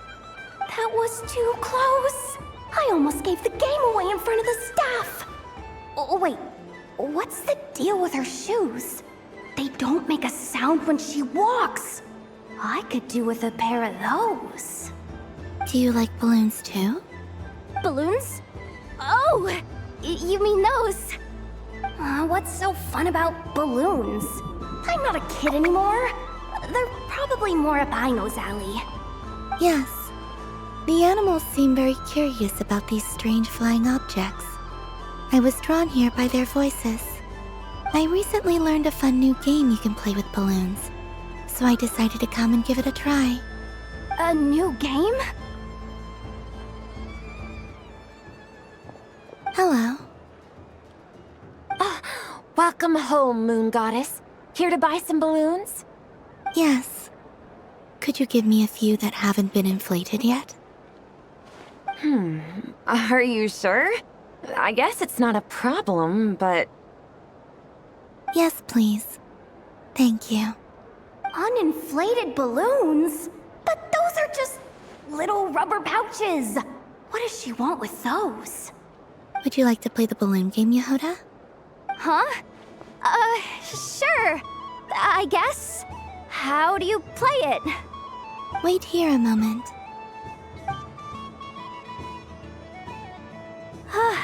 Oh. This is so weird. What have I got myself into now? I thought I saw Columbina nearby. Uh-oh! That's the fourth Harbinger! Although she's helped us out quite a bit, she's good people, right? Is she looking for Columbina? Oh, guess that's my ticket out of here. I'm not sure my heart can take being sandwiched between two Harbingers.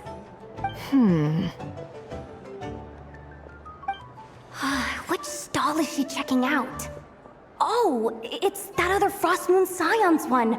Try on the headgear, see what it's like having antlers or animal ears for a day. Oh, I wouldn't be caught dead wearing that stuff. So embarrassing. I have enough gear to carry as it is. Wait, what? She put it on? How peculiar. This would take some getting used to. I wonder if this is what it's like for Lynette. It really suits you, ma'am. What is this? She was so intimidating a moment ago, but now, dang, she's really rocking those ears. How does she make them look so cool? I suppose I may as well keep them on for now. All part of the festive experience. She's coming this way. How do you do, Miss Yehoda? Oh, jeez. Don't talk to me while wearing that thing. Where am I supposed to look? Oh, hey there. I'm looking for Columbina. Have you seen her? She just... Huh?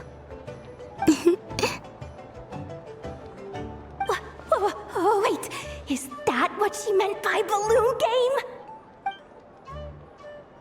Yeah. Huh? No fair! How come I get caught in the crossfire? An ambush from the rear? Is this a declaration of war, Columbina? Would you like to play too, Arlecchino? Seriously? Are they gonna start some beef right here, right now? Gladly. That said, I believe there is another who would like to join. Boss Nev! Thank goodness! You've gotta get me out of here! Things are kicking off big time! Hello there. I'd like 10... no, make that 20 balloons, please. Uninflated. What?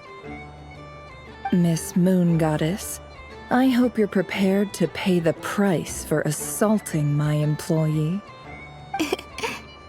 Welcome to the game, Nefer. Just to be clear, let's keep this a fair fight, okay? No strange powers, please and thank you. Naturally. Don't just stand there, Yehoda. Aren't you going to team up with me? Huh? Do I have to? Of course. Don't forget, the Curatorium has a reputation to uphold. I knew something like this was gonna happen.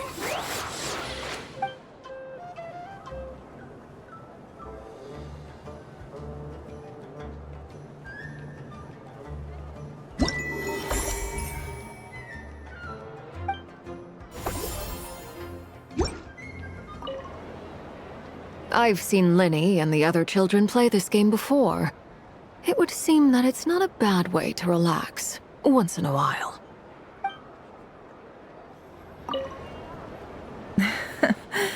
That was fun. It's a shame Ashru doesn't like playing with water, or I'd have roped him in as well.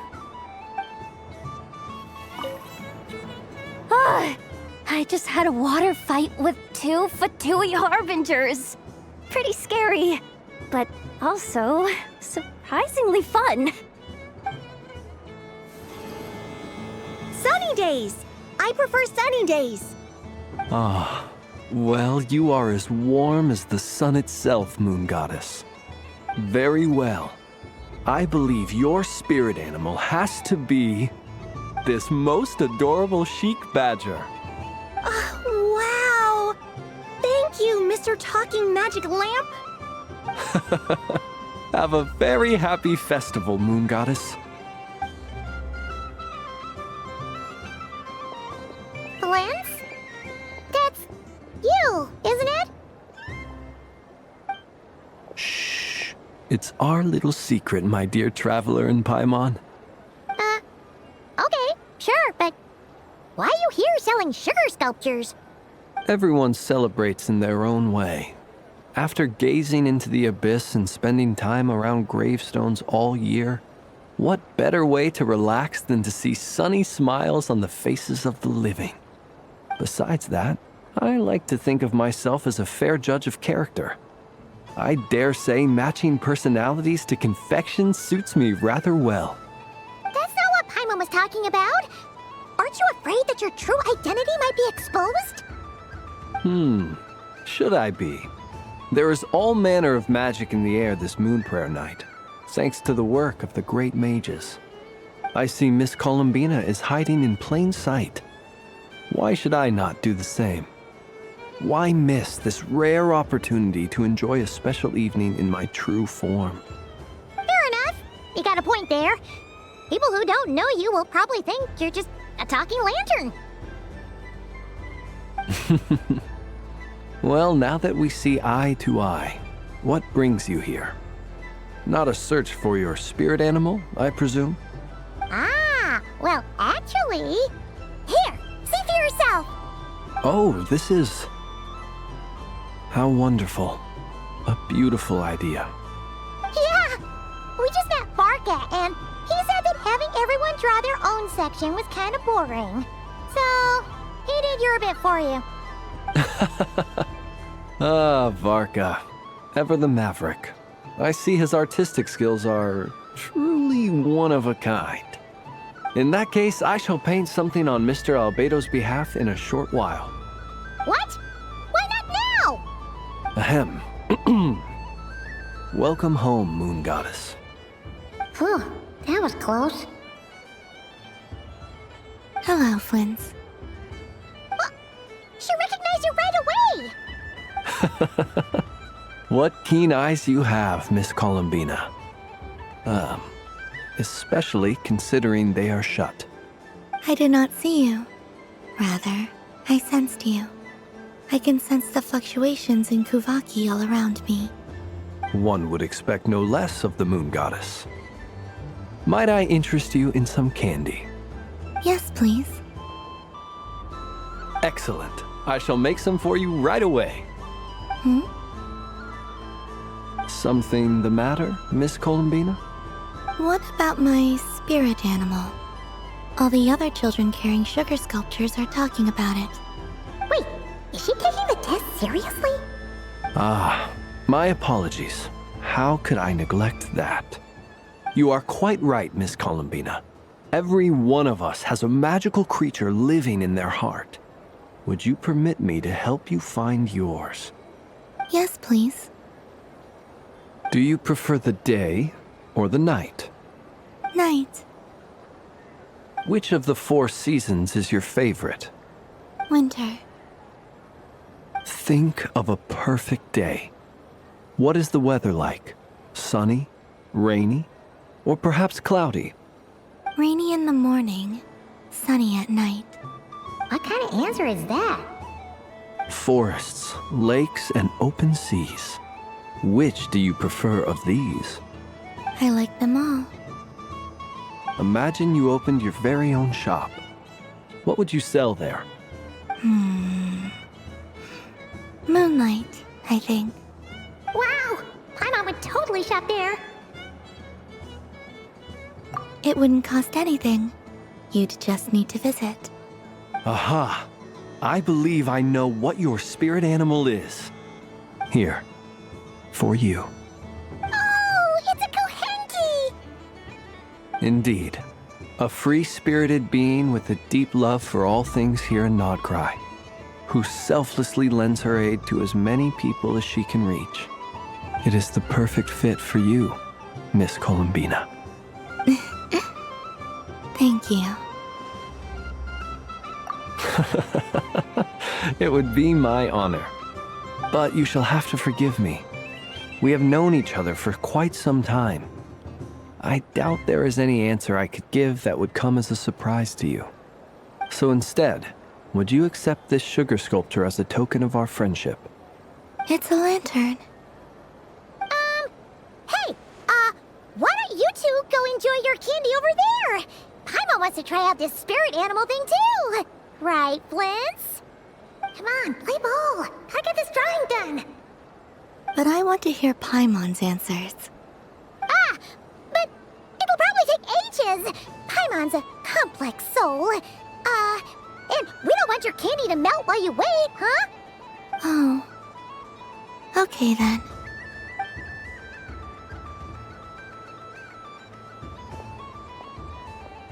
Phew. Nice excuse, Lady Paimon. That was some quick thinking. Yeah, no thanks to you. Although, help next time.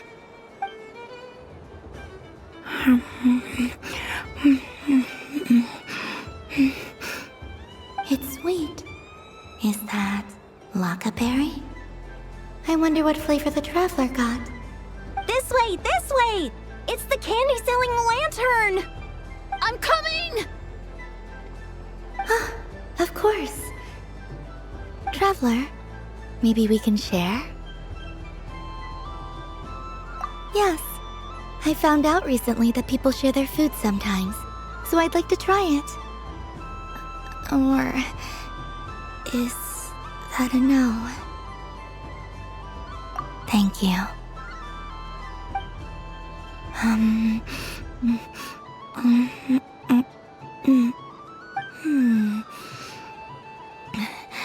Yours is a little more sour than mine. Here, you try it. Amazing. My sugar sculpture has shrunk, yet my heart is filled with feelings of sweetness. I will remember this feeling. Sure.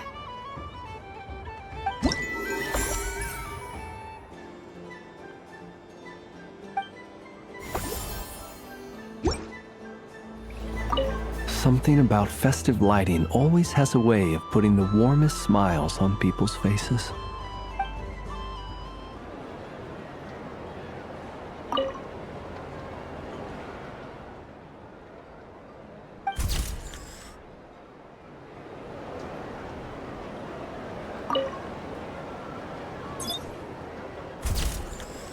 And done!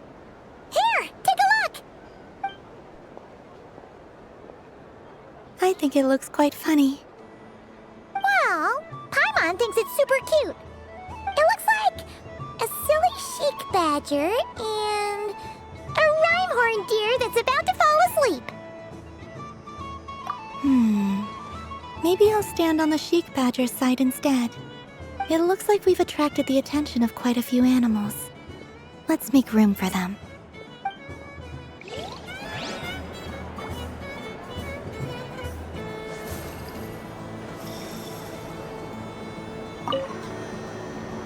If this were any other day, I'm sure it would make for a great photo opportunity. But Moon Prayer Night has rendered my antlers uncomfortably large. Doesn't it look like this rhyme-horned deer has 2 sets of antlers? What's this? Should I give it a try?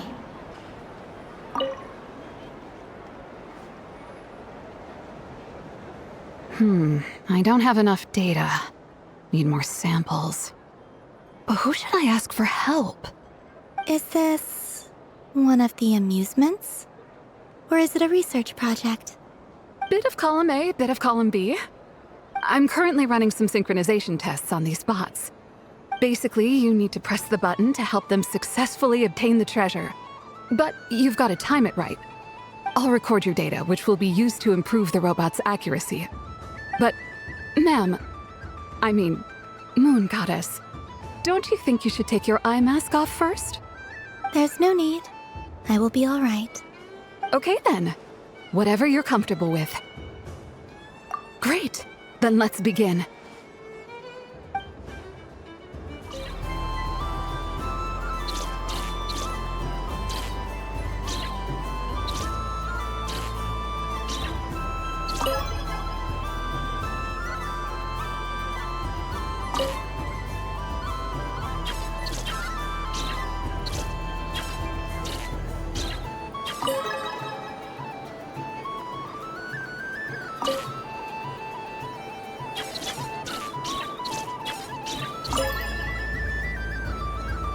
Nice! Data collection complete. Cool! So much useful data. I'm progressing much faster than I expected. Thank you so much, Moon Goddess. There are so many attractions here. Since I rarely get out, I might as well make the most of it.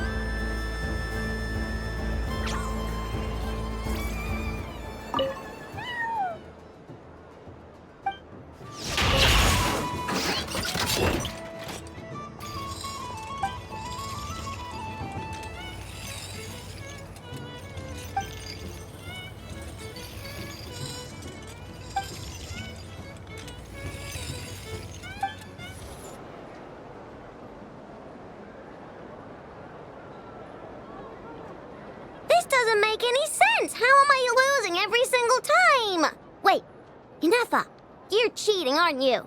Yeah, that must be it. I am not cheating, I know. Uh-oh, sounds like Inefa's turning into a big baloney bot. I think it's time for some serious maintenance. Moon Goddess, help me.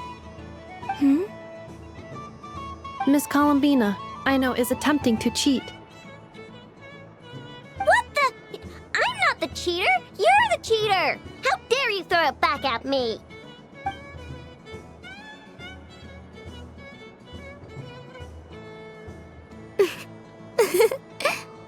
Alright, fine. Let's all laugh at I know.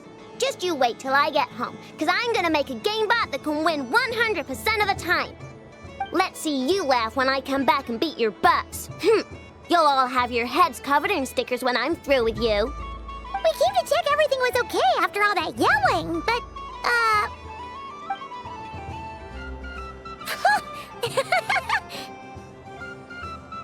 Whatever it is, it sounds like cheating is allowed. Kuhenki concentration. Each player starts with differently colored kuhenki. Each round, they draw one kuhenki from their opponent. When a player has two kuhenki of the same color, they make a pair and can be discarded. Any that can't form a pair must be kept. The round ends when a player can't form any more kuhenki pairs, and that player gets a sticker. Ooh! Can 4 people play as well? That is fine, so long as the turn order is fixed beforehand. Alrighty then! In that case, the 2 of us will join as one team. Okay, but if you lose, you're both getting stickered. I don't want to hear any excuses. Sure. And if we win? If you win, only one of you gets to sticker someone else. I have taken to calling this. I know logic. Hey, lay off me, alright? Okay, so we're starting the game from scratch again, which means all my stickers so far don't count. Looks like Luonatar is the Kuhenki of honor for this game. Anyway, let's go clockwise, starting from Inafa.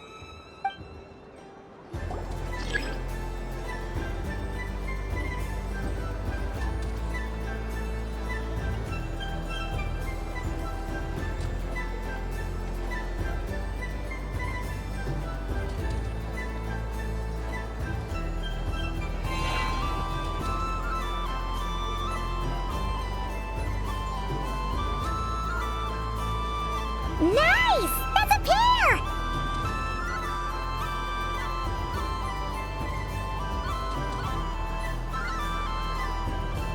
Go, go, fly!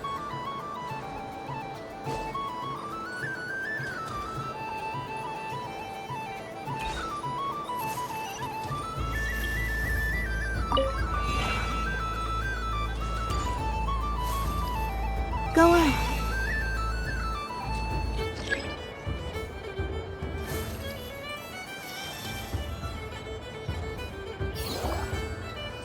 I have a pair.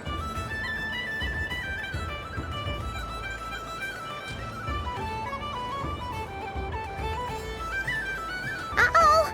We gotta pick up the pace!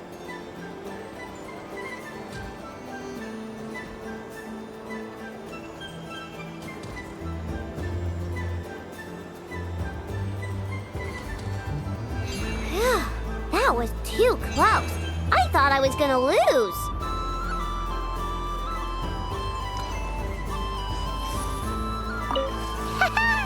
Let's see who's gonna be the unlucky one.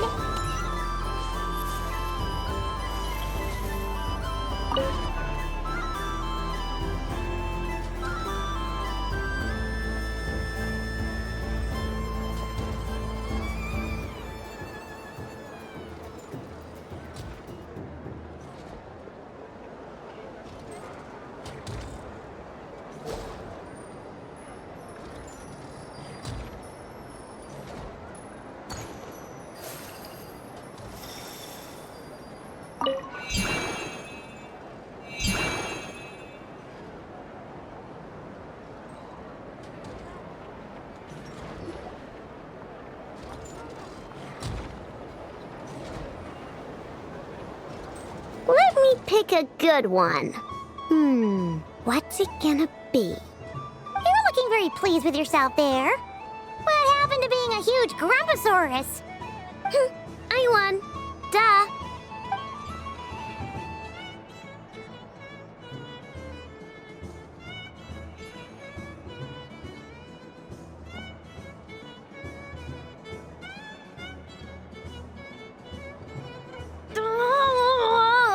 Me again? Don't fidget too much, Ino, or the sticker's going to fall off. I don't care. If it falls off, it falls off.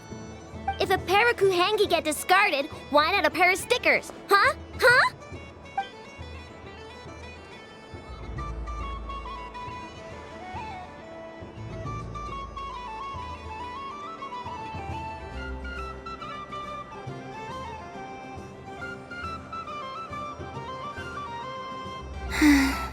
I've lost.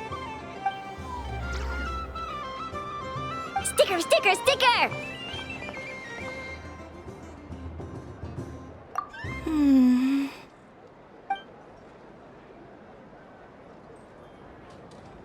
Cute!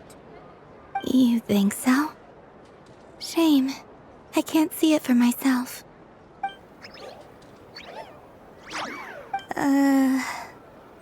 What did Luonatar say?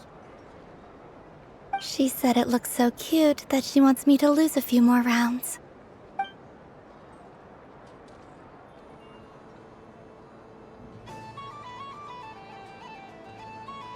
Who put these stickers on Paimon's eyebrows?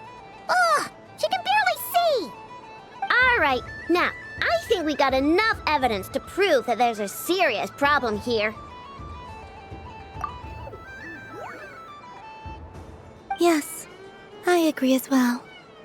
The culprit is... Ineffa! Culprit? What did I do? Quit acting dumb, Ineffa! You're not wriggling your way out of this one. I've been watching you.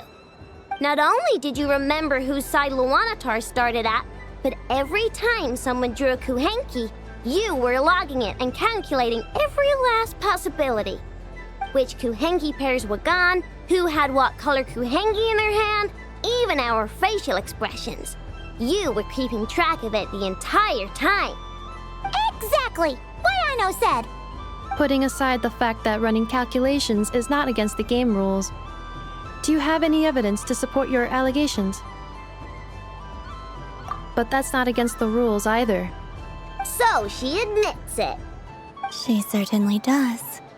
Alright, everyone grab a sticker. It's time to get Ineffa back. But... Take that!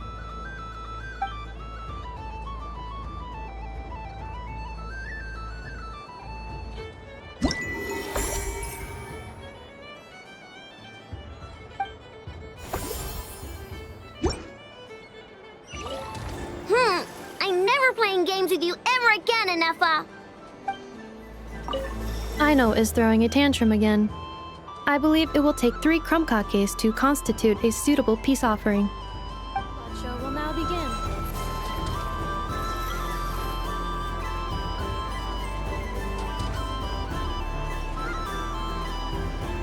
Please welcome to the stage, Cool Your Jets Ducky.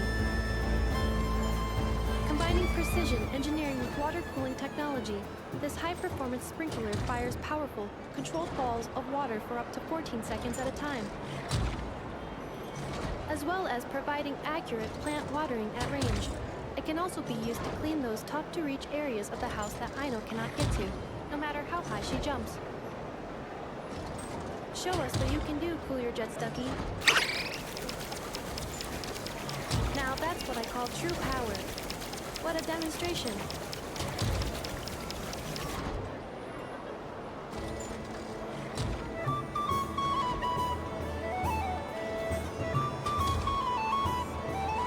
Dealing with stage waterlogging.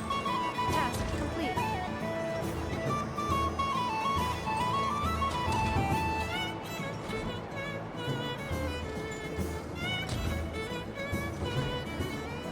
Ding dong.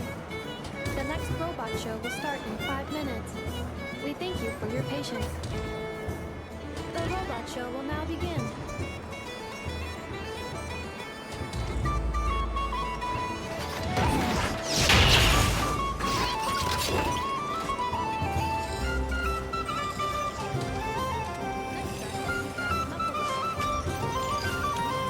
This armed domestic robot utilizes multi-sensor fusion technology to provide 24-hour security and environmental parameter monitoring. Duster mode redefines the meaning of dusting, providing our companions with a holistic, thorough, and effective cleaning service for the long term. Take it away, Knuckle Duckle.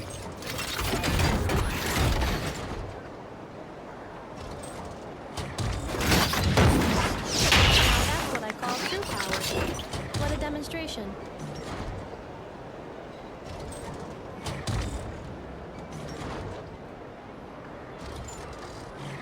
Clearing stage of Kubaki stamping die. Task complete.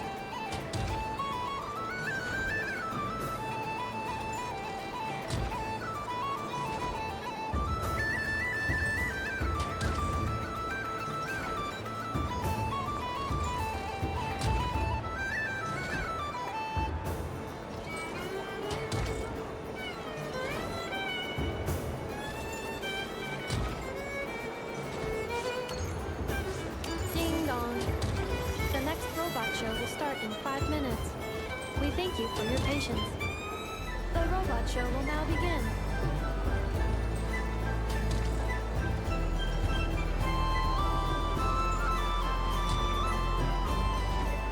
Now, let's see what Crumbling 70% Sweet can do for you.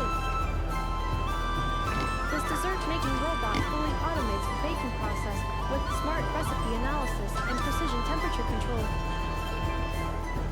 Don't miss out on Crumplink's taste testing function. unique to the market. It is a hallmark of Aino's forward-thinking design philosophy, which places mechanical empathy at the core. Rum Clink 70% sweet. The stage is yours.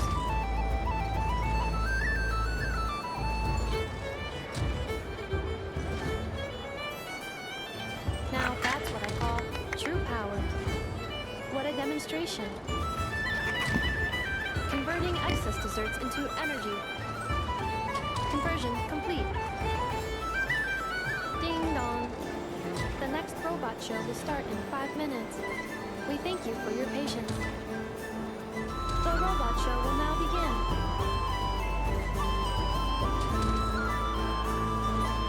Now showcasing Zip-Zap Spybot number 1.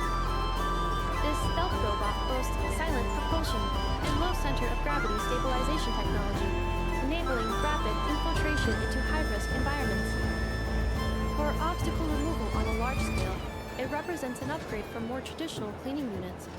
However, it is not recommended for bedroom use as the spinning circular saw may cause damage to furniture. Over to you, Zip-Zap Spybot number 1. Now that's what I call true power. What a demonstration! Activating Kuvaki acceleration field. Activation complete. Ding dong. The next robot show will start in 5 minutes. We thank you for your patience. The robot show will now begin.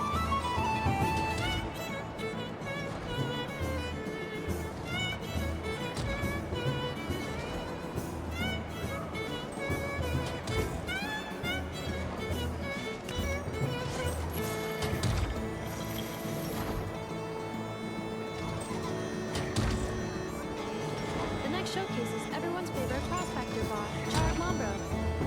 I'm not a prospector bot. I'm a trash can. This is a special sorting bot that can sift through useless trash and pick out valuable treasure. Its manufacturing history remains a mystery, but Aino and I are both delighted that it has joined the craft shop family. Now, how about a demo, Chard?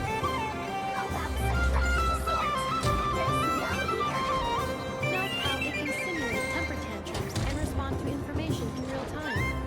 Take me back to the workshop. I want to work. Now, that's what I call true power. What a demonstration. Now, syncing navigation route with Little Chard. Sync complete.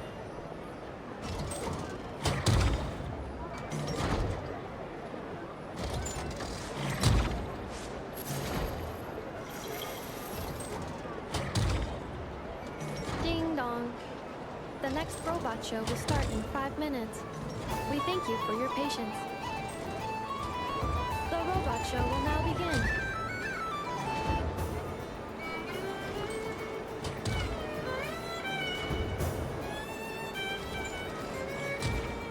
This time, we are proud to present Inefa. That's me. I am a multifunctional robot for domestic application, integrating smart cleaning, precision cooking, emotive communication, and various other modules. When necessary, I can autonomously deploy the multi-purpose Smart Assistance Unit, Brigida, to ensure the safety of important personnel. This includes the just-in-time pickup of candy wrappers and similar items to prevent Aino from tripping over them. We weren't supposed to mention that. Acknowledged. Proceeding to demonstration phase. We don't need a Brigida demo. Everyone's seen her already. Roger. Amending demonstration program. Moonlight detected. Kuvaki ready. Aino, let's go home. Wait, that's not what I meant.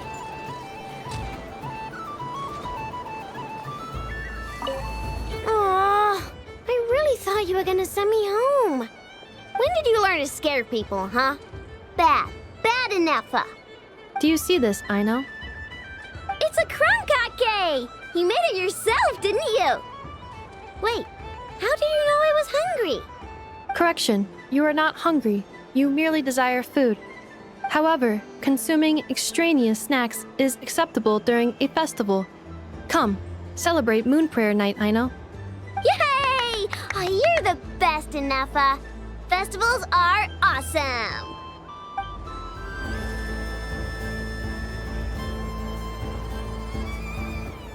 Well, well, look who it is. I heard someone went and disappeared on us the moment we let her out of our sight. They looked all over for you. Frankly, I didn't think you'd be back for Moon Prayer Night. Were you worried about me, Sandrone? You would like that, wouldn't you? Do you even hear what you're saying? It seems to me like you disguised yourself with festive headgear, just so that you could come see me on Moon Prayer Night and make sure I'm okay. You didn't even bring Polonia with you. You? I thought you couldn't see. I cannot. But I sense the confusion of those around us rippling through the Kuvaki currents. Based on what I know about you, let me guess what you're wearing. Is it cat ears? Shut up! I'm only here to protect the Fatui's interest in this territory. Running into you was pure bad luck. Really? But you were the one who asked Arlecchino to help everyone find my name. Columbina! Ugh! Just one more word, and I'll unscrew your vocal cords. It's Columbina hyposelenia now.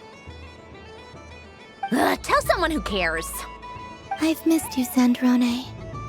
The whole time I was gone, I was thinking. I hope I get a chance to say some ugly words to you.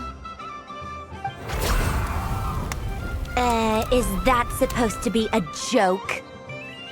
Anyway, let's go play that game. What? You mean that frostfin whale? Yes.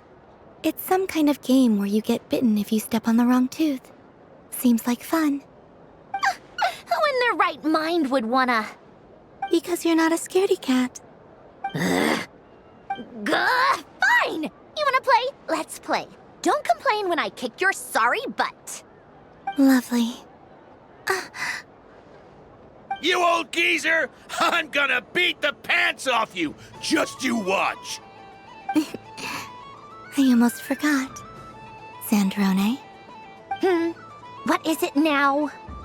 You'd better not lose, or I'm going to beat your head in. What? Allow me to demonstrate since I'm feeling so nice. You just step on the teeth, like this.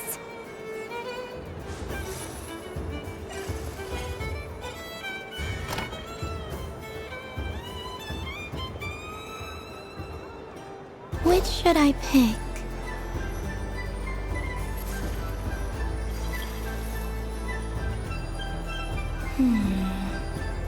I'm getting a bad feeling from this one. Sensing Kuvaki doesn't count as cheating, right? I want to switch.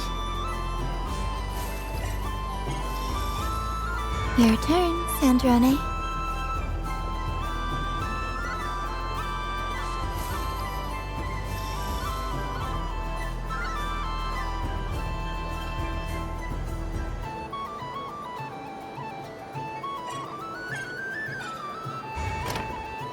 Don't come crying to me if you get bitten.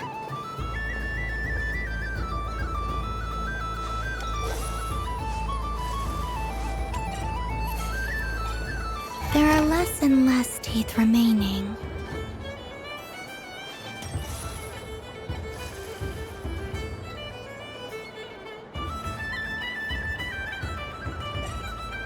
Huh? What's that noise?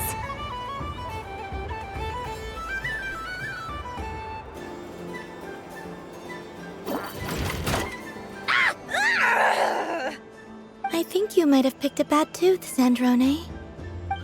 Shut it! Do you need any help? It seems like you're stuck. No! It's just a blasted... toy! How is its grip this strong?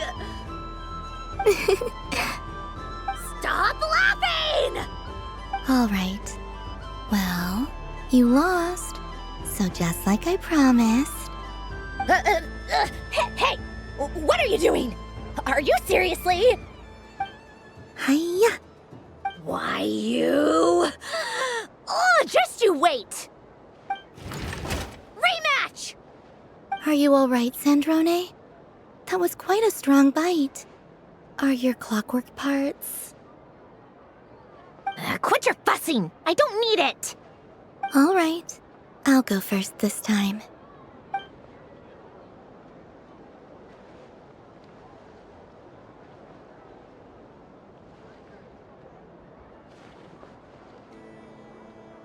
I see it now. She can sense which teeth are rigged. So I just need to avoid the same ones that she does.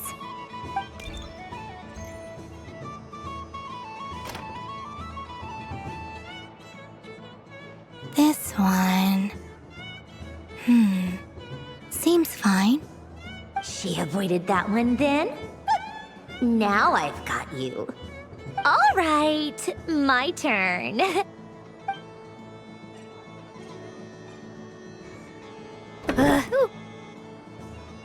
What? Looks like you lost again, Sandrone. Wait! There's more than one bad tooth! Bonk.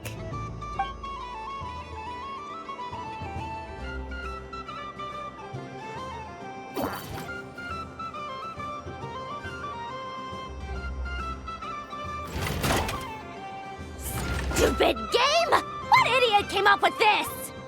Are you alright, Sandrone? You said some nasty things just now. Oh, I'm peachy. Should I let you bonk me on the head as well? Ah, forget it! Come on, bonk away. It can be your consolation prize for losing so badly.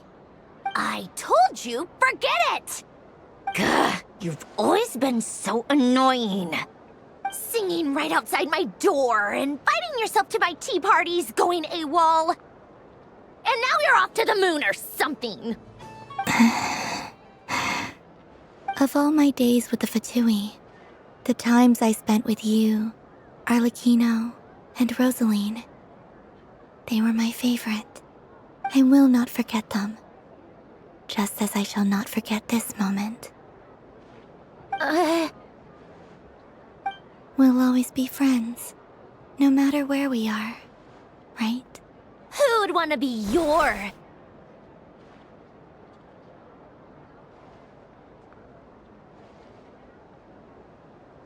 I'll miss you, Sandrone.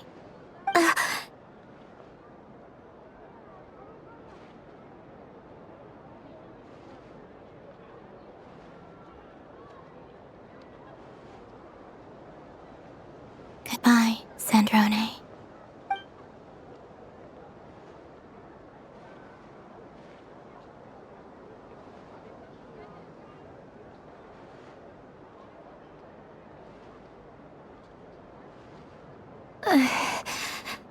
I'll miss you too, Columbina. Sorry, what was that? Ah! Ah! Yeesh! No need to freak out. What's wrong? We've been looking everywhere for you. What do you want? Oh, nice ears. What do you want? This. Huh? It's your turn to draw something. You're one of her friends too, aren't you?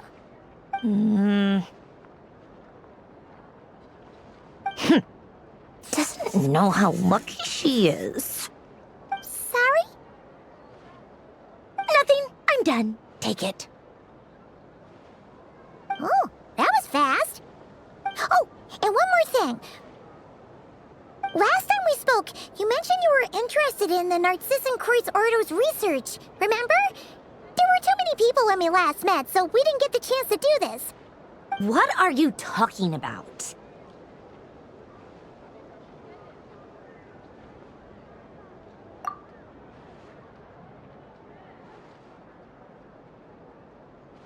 This is... Oh. Alain, Renee, and Marianne. Huh. The Holy Blade. A savior's plaything. It's not about whether I approve or not. These people, they would sacrifice themselves for the sake of the world. Especially Alain Guillotin and Renee. That is something I would never choose to do. Still, I didn't know they had any pictures left from that time. If I'd have thought to bring a camera, I'd have... What? Yeah, of you being bitten by the frostfin whale and Columbina bonking you on the head. Tear it up! Now!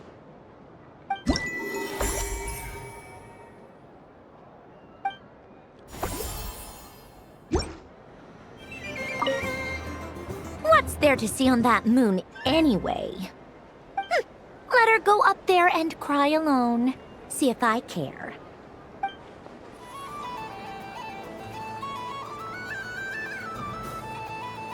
What is going on over here? It looks like fun. Hold it right there! You can't run away from me, Moon Goddess. Are you talking to me? Of course. Do you see anyone else here dressed up as the Moon Goddess besides me and you? Hey, come on! Call me by my title. Happy Moon Prayer Night, Moon Goddess. And the same to you. Anyway, there's no time to waste. Get ready for the duel of a lifetime. Duel? Meet my partner, Stacko. Come on out, Stacko! Well, don't just stand there. Let's see your partner. Partner?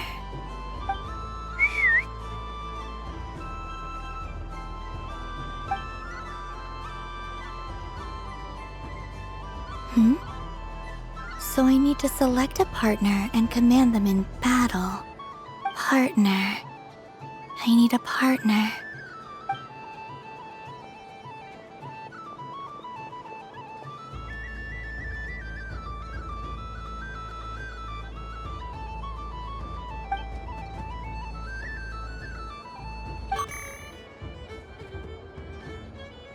Whoa! Am I seeing things? Where'd you get a Kuhenki? They're super rare. That's great. But you can only bring one partner to battle against me and Stacko. No ganging up allowed. They all look so eager to be picked. Which one should I choose?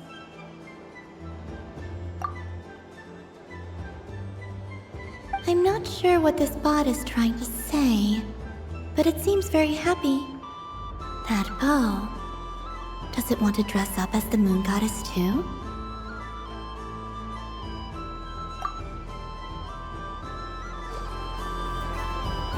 Testing!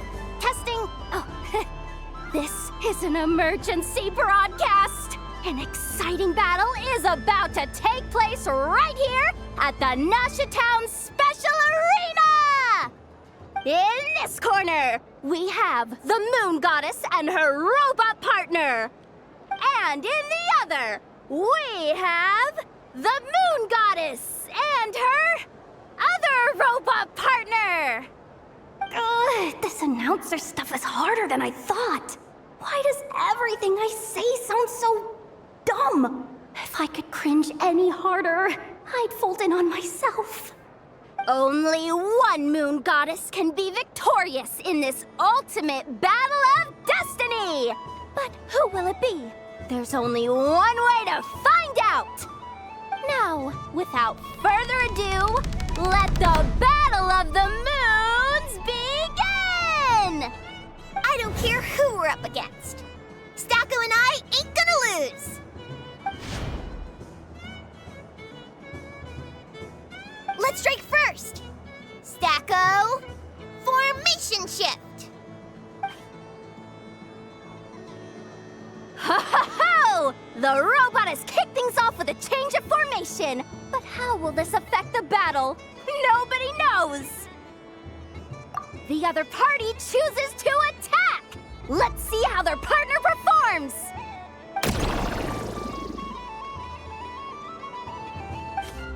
Stacko! those sizzling sounds are anything to go by, it was very effective! Okay then. Stacko, maintain formation and enter your empowered state. Empowered state! There we go, now we're talking!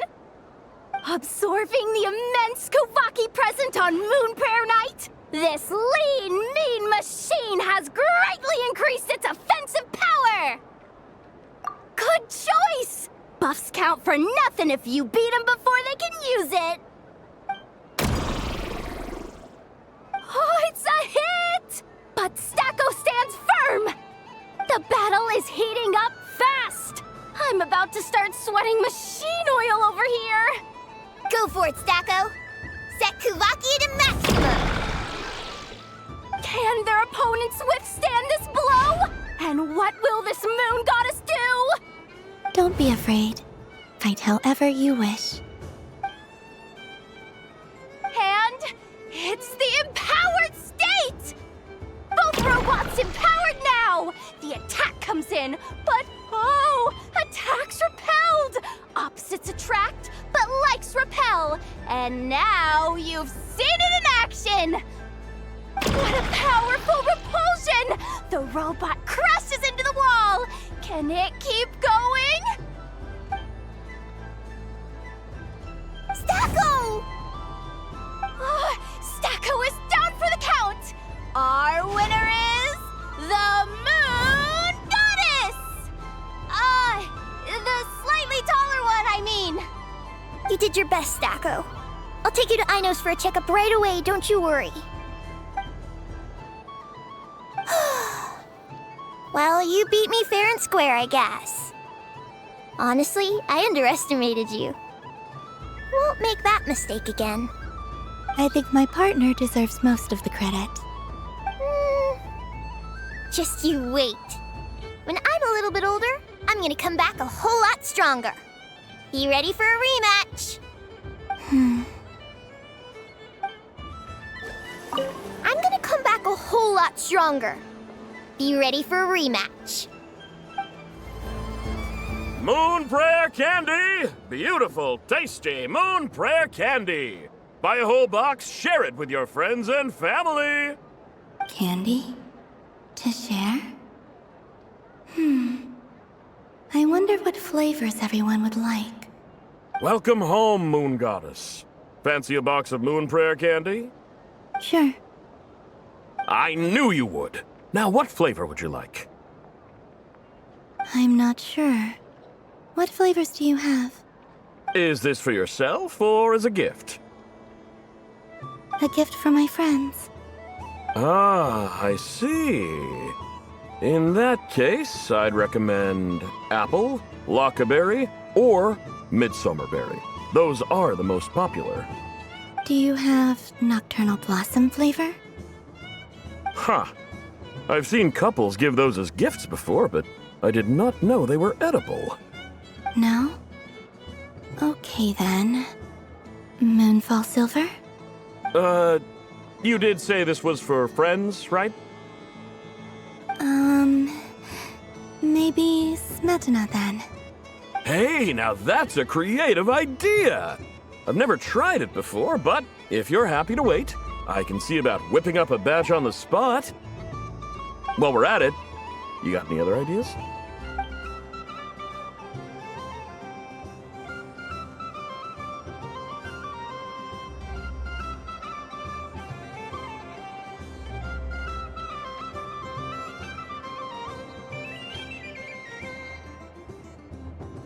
Here you go.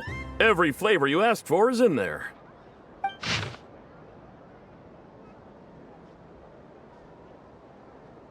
Thank you.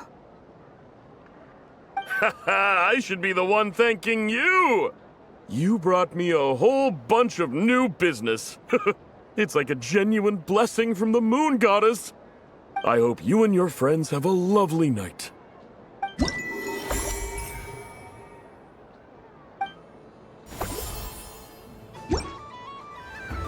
Assorted Moon Prayer Candy! All your favorite flavors in a box! All right, kids, just line up over here. Scanning candy composition and ingredient ratios. Selection confirmed. I would like the krumkake flavor. Flavor profile simulates real krumkakes with 27% accuracy. This is a non-viable substitute for Aino's afternoon snack. One moment, please. Done. Please sample this freshly baked krumkake, Miss Columbina. Ooh, moon prayer candy! Sweet! Is it okay if I grab a whole bunch? Psst, Columbina, turn around. Use your huge cloak to block Nefa's vision. Yum! Oh, this one's even yummier. Ugh, the flavors are blending in my mouth. Ew! Candy? Huh. Would you mind if I took a handful extra? I'm sure the children will enjoy them. I must say, Columbina, you really have changed. You never used to show this much consideration for other people, even when prompted. I'm sure Sandrone would agree when I say, I like the present version of you better. Oh, a gift? You shouldn't have, Miss Columbina. Very nice indeed. Candy is one of many luxuries that the desert folk could never afford. How I yearned for candy when I could not have it. Yet, now that it is readily available to me, I never seem to crave it. May your moon prayer night be one free from regrets. Aw, man. This feels kinda wrong. Like, shouldn't we be the ones giving you candy rather than the other way around? I guess I'll just take one. What flavor is that? It tastes like getting a mouthful of muddy grass. After being rear-ended by a blunt-horn rhino, then face planting the ground. I'll never get this taste out of my mouth. It's delicious. Why, thank you. Don't mind if I do. Oh, my. It's so sweet. I'm so accustomed to plain, simple meals that this sweet treat is quite a shock to the senses. But I savor this moment in its entirety because it tastes like true friendship. This is most thoughtful of you, Miss Columbina. Kindness exudes from your heart like benevolent moonlight. Forgive me, but I shall have to enjoy this gift a little later. I hope that the flavor I chose is not the only one of its kind. If others were denied the chance to sample such kindness as you have shown to me, it would be a great pity indeed.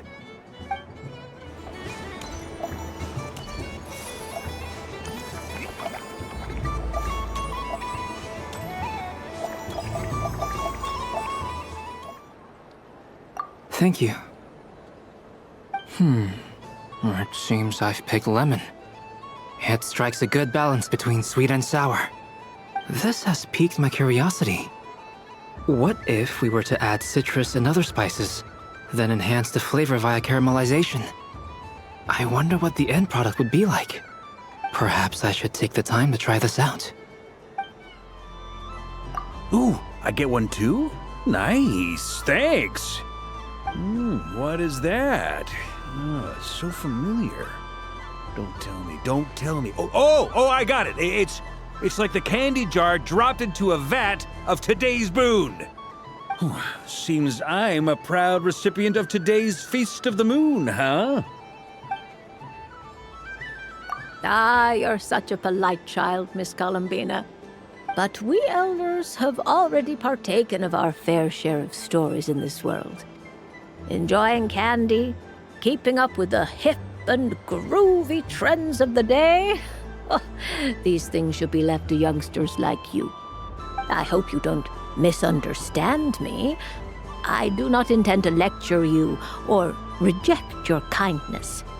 It is simply that the mere sight of this candy is starting to give me a toothache. Oh, I love the color of this wrapping paper. But the bow on that one is just so perfect. Oh, this is a tough choice. I know the wrapping paper doesn't affect the flavor, but it does set the first impression, which can influence your mood as you eat it. And actually, that does affect the flavor. I have to listen to my heart and pick the one that I can really build a bond with. It's the only way to eat candy. Oh, but look at the shape of this one. How lovely. Ah, this choice is getting harder and harder. Oh, bless my fluffy tail! Dodoko has never seen candy shaped quite like this before. Why, it shines like a lovely crystal. Let the feasting begin! Oh, sweet as a tomato bathed in sunlight. Thank you very much. You truly are a friend to the Dodoko. Please share the rest with other people. I am sure everyone will fall in love with the taste of pure joy. Oh, a gift for me? Lord Sangamabe really is going up in the world. Wow, candy from the moon goddess herself. If I back this up... No, what am I saying? Box this up in exquisite gift boxes? Yes, I can make a fortune. Maybe I don't even need to go to all that trouble. Any old boxes will do. I just need to tell my customers that this candy is blessed by the moon goddess. Yeah, that ought to do it. Sounds like a plan. Time to have Urwa earn his keep when I get back. A moon prayer candy for me? Huh, thank you. It smells like baked apples and butter. Reminds me of Good Hunter, a restaurant in Mondstadt. I always have to resist the temptation to go there unless I'm ordering food. I understand your homesickness, Miss Columbina. I have a double dose of it, because both Simulanka and Mondstadt are my home. I thought you'd actually spend your precious time doing something more worthwhile. Everyone has to take one? Well, fine. I'll take mine. You're giving me candy? That isn't like you. This had better not be some weird prank. Coffee flavor? I thought you hated coffee. It's extra strong too. Huh. You didn't do all this just for me, did you? Hey! Don't take it away! I never said I didn't want it. I mean, you can't unmake the candy now. Traveler. Hey there, Columbina! Are you done checking out the festive amusements already? Are you sure you don't want to look around some more? You might not get another opportunity like this for a while. Right now, what I'd like to do is...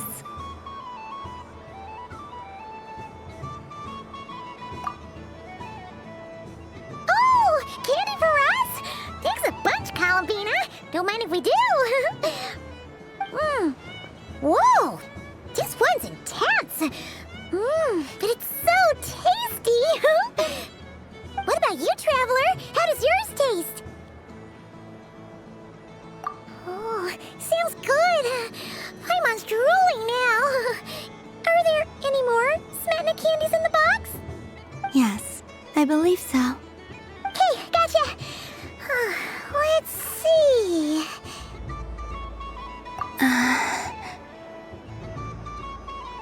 Sure. This one, and yep, this one looks right too. Okay, that's 3. Here we go. 1 per person. It's so sweet. Traveler, Paimon.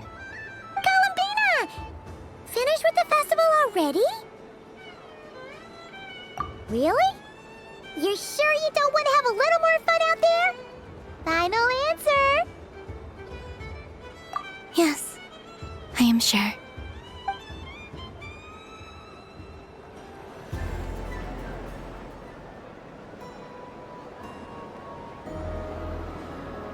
This was the most fun I've ever had on a moon prayer night.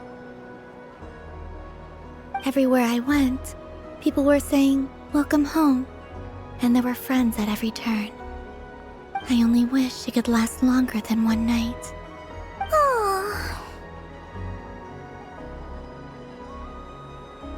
Yes, you're right.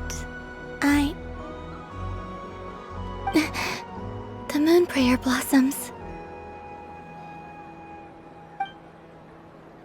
Ooh, look! Look! Moon prayer night is here!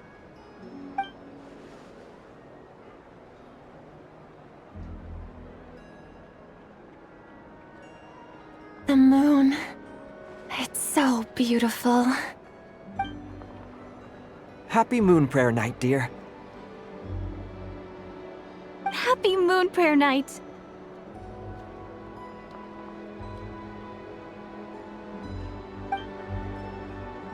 Happy Moon Prayer Night.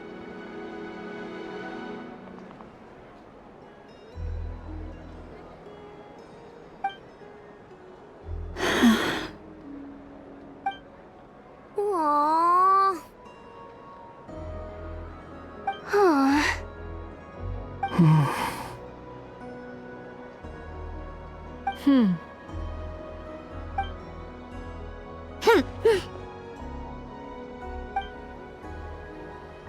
Time flies when you're having fun.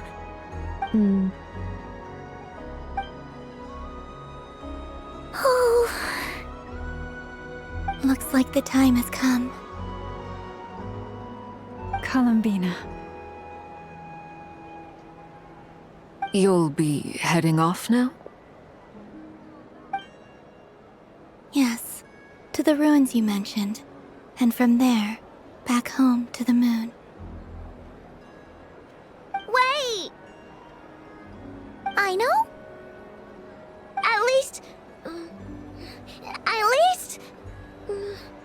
Take one of our craft shop's crumb cookies up to the moon with you. You know, for a snack. Sure, why not? The Curatorium of Secrets believes in proper farewells. No story should be left without a satisfactory endnote. Never. Farewells are an important affair for the Ratniki, too. We never know when we might meet again. Haha! And here I thought grand farewells wouldn't suit tonight's mood. But I suppose friendly passion is not to be stopped, eh?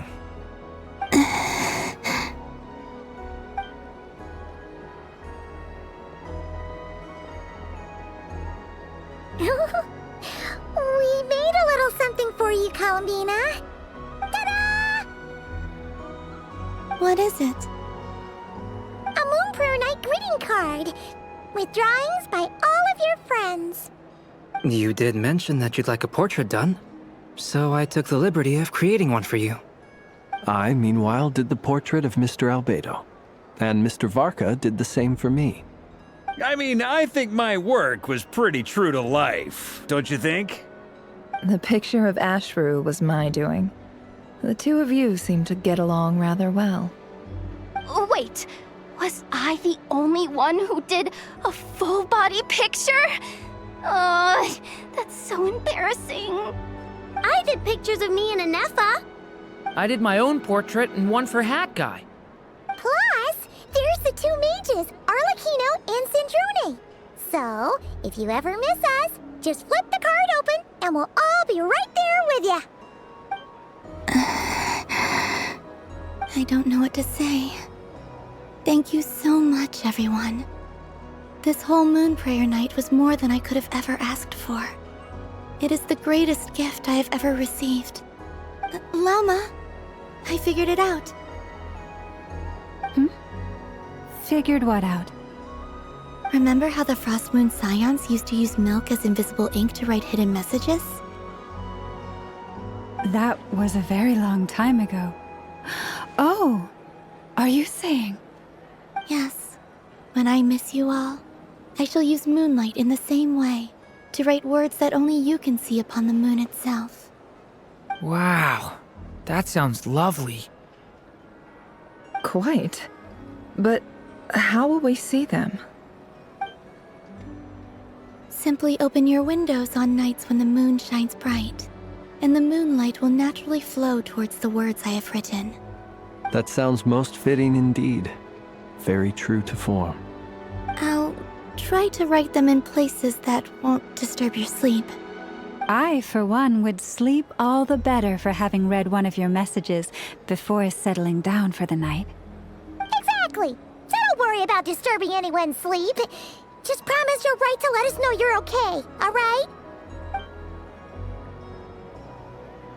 All right. I promise.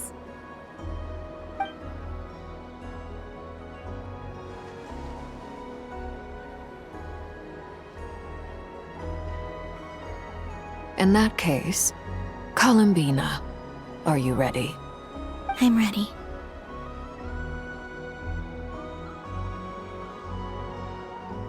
Very well. Let's go.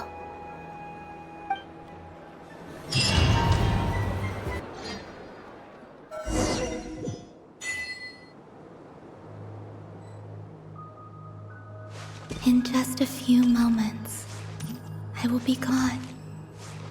I still don't know what to expect on the moon. Will I really be able to send messages to my friends? The Kuhenki, the animals of Not Cry. I'll never get to see them again. I wonder where I'll be when the next moon prayer night comes.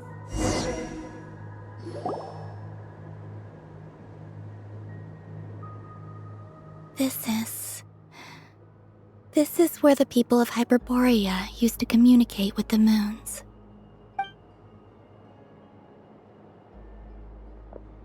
Eternal moon, frost moon, iridescent moon. When the power of all three converge, the gate to the moons shall open. The moon marrows are in position. Only the final step remains. I'm sure Nasha Town is livelier than ever at this moment. Yeah, it's a shame you couldn't be there for it, but it's now or never, right? It's fine. I'm more than happy with this. My last piece of luggage. My only piece of luggage.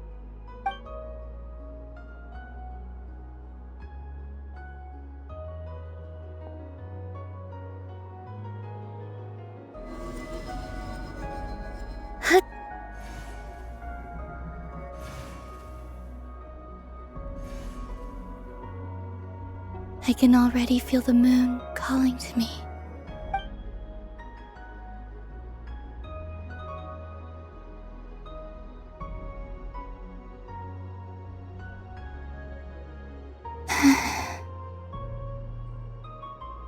This ray of light will lead you home, Columbina. From now on, we will at last have a reason to pray to the true moon. Columbina. Yes? I'm listening. Be sure to come back and see us when you get the chance.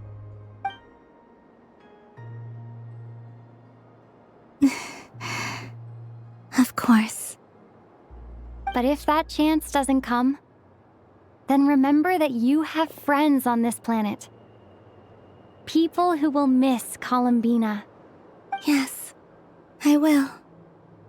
Thank you for everything you've done for me. And remember, come night or day, the moonlight shall always connect us. Well then, farewell, my friends.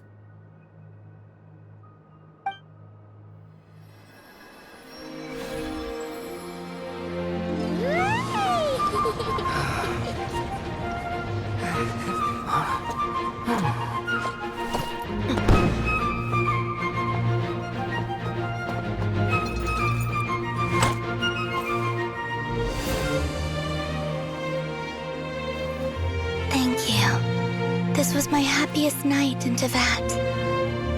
Farewell, Columbina.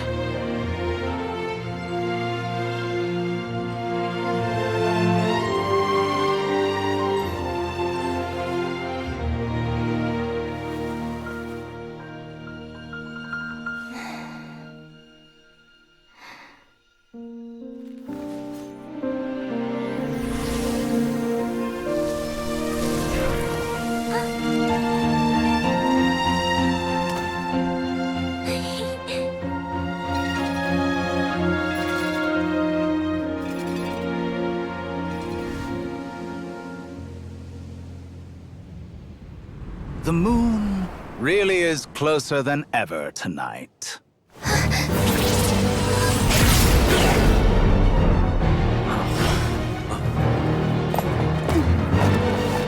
Columbina. All 3 moons in one place. Time for one final experiment.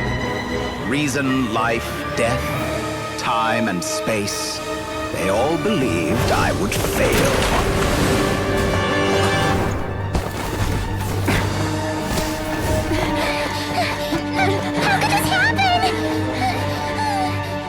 But Teyvat's primordial power never did belong to the throne of heaven. And now, they are mine.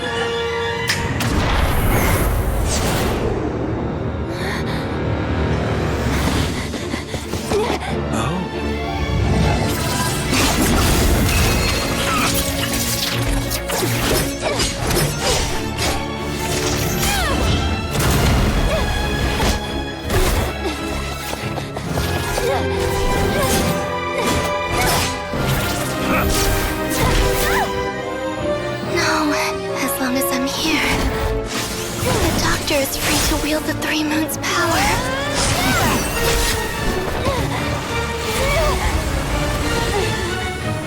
It's the only way.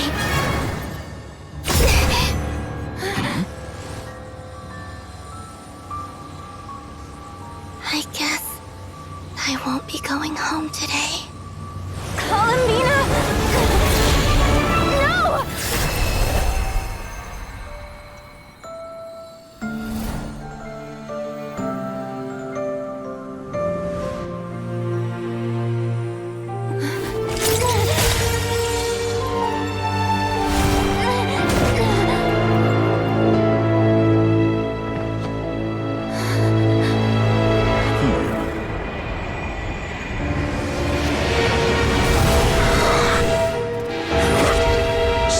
World, do not try to control me!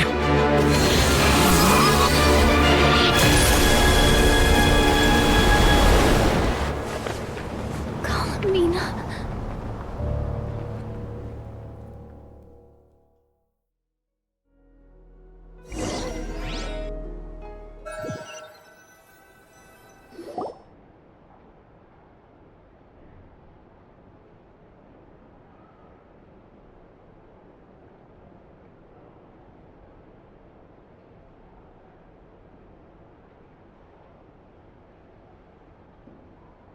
Are you all right? Do your wounds still hurt?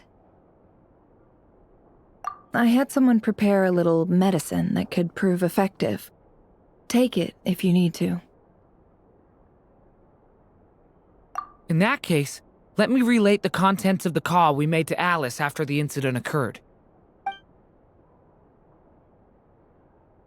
That Dottore is a crafty one. He distracted the Hexenzirkel by creating a huge fuss at Teyvat's borders. I'd assumed that the cause was an abyssal intrusion from the outside world, which in fairness is a rather common occurrence. But after learning that you managed to influence the phantoms in Nordcry, I realized that perhaps this interference could have come from within Teyvat instead. But we weren't able to change their fates. True, you couldn't change how their stories ended, but you did build some variables around yourself. Variables? Yes, things you heard that you could not otherwise have learned, ideas that would otherwise have never crossed your mind. All these things are variables. Of course, most variables usually pale into insignificance with the myriad of possibilities floating around. But the moment you start treating them as building blocks and intentionally stacking them, that changes things. That's what Dottore did, and it's how he created the necessary conditions so that when you activated the portal tonight, it played right into his plan. However, we have no way of knowing exactly what he did. Yeah, we also need to ascertain Columbina's status. And that about sums it up. As I suspected, Dottore has disappeared completely. If it's any consolation, he wasn't able to control Columbina as he might have wished to. Oh no! What? She did what? All we saw was Dottore appeared and used some kind of power. The next thing we knew, he and Columbina were gone and you were falling into the sea.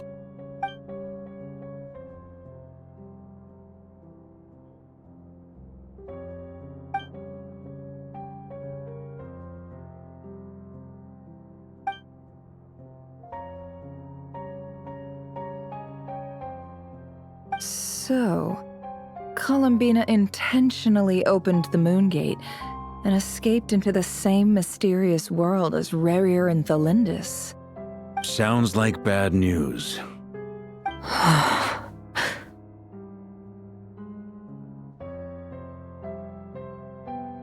Seen in that way, the Trilunar Syzygy and Revir's emergence, Dottore might have been pulling the strings in both cases.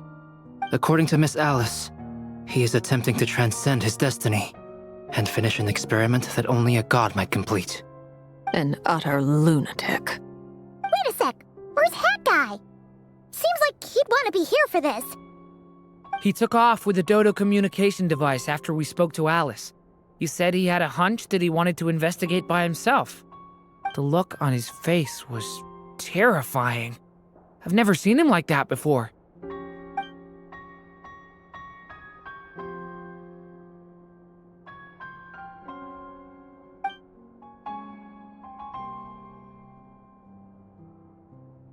I'm back. Hat Guy!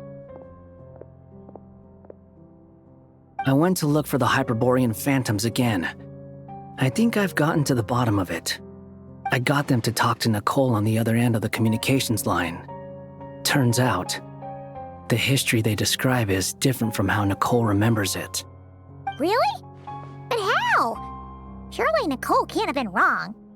Because the phantoms are the ones who were deceived. They speak of a savior who appeared in their history. One who never should have existed. This savior promised to create a new moon within the false sky, and even bring back their moon goddesses. Foolishly, they believed in him, and told him everything he wanted to know about the moons.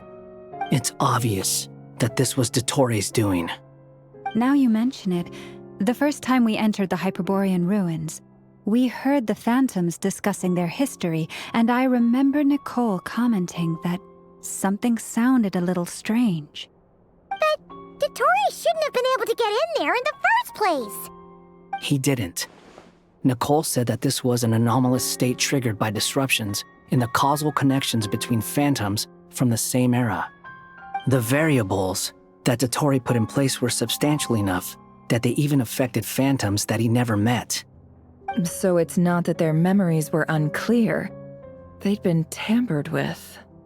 That's exactly the possibility Dottore was trying to manufacture.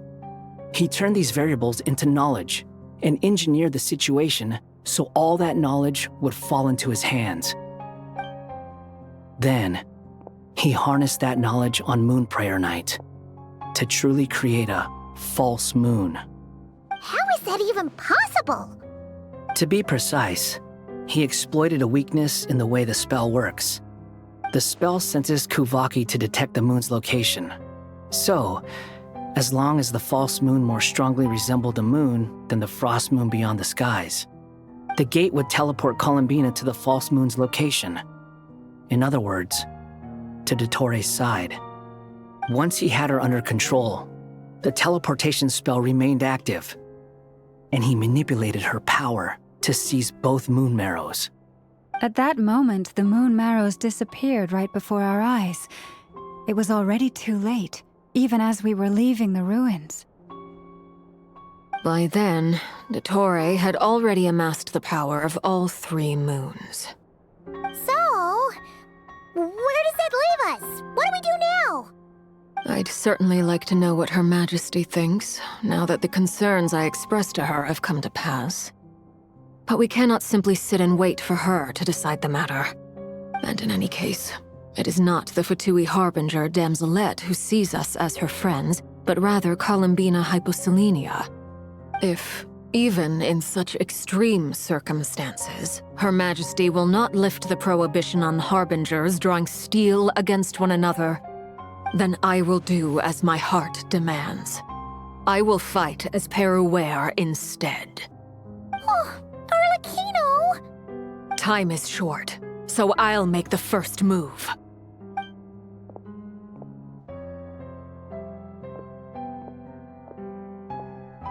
Whew. Even Arlecchino seems to be losing her cool now.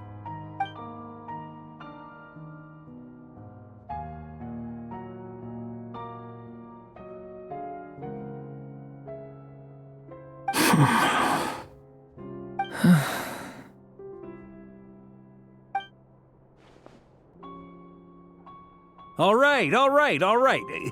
Lose those dejected looks for a moment and let me get a word in. It looks bad, I won't lie. Very bad, in fact. So Dottore's pulled some real dirty tricks to gain the upper hand. For now. And yeah, it's to the point where even the mages say that his variables have affected destiny. I'm not so sure, though. Many have told me that Teyvat's destiny is fixed, and that does appear to be the case. Well, what makes Dottore so sure he'll be the exception? And since he was able to stack these variables up, who's to say we can't do the same? You of all people should not be discouraged, traveler from afar. This isn't over yet. And you're not alone in that. Everyone here does, whether they've spoken thus far or not. But none of us are the type to sit back and wait for the sun to shine again. That's exactly how a knight should roll. If they knock you down, you get back up and get back in it. Don't forget, honorary knight, you're a legitimate member of Mondstadt too. Fork is right. This is far from over.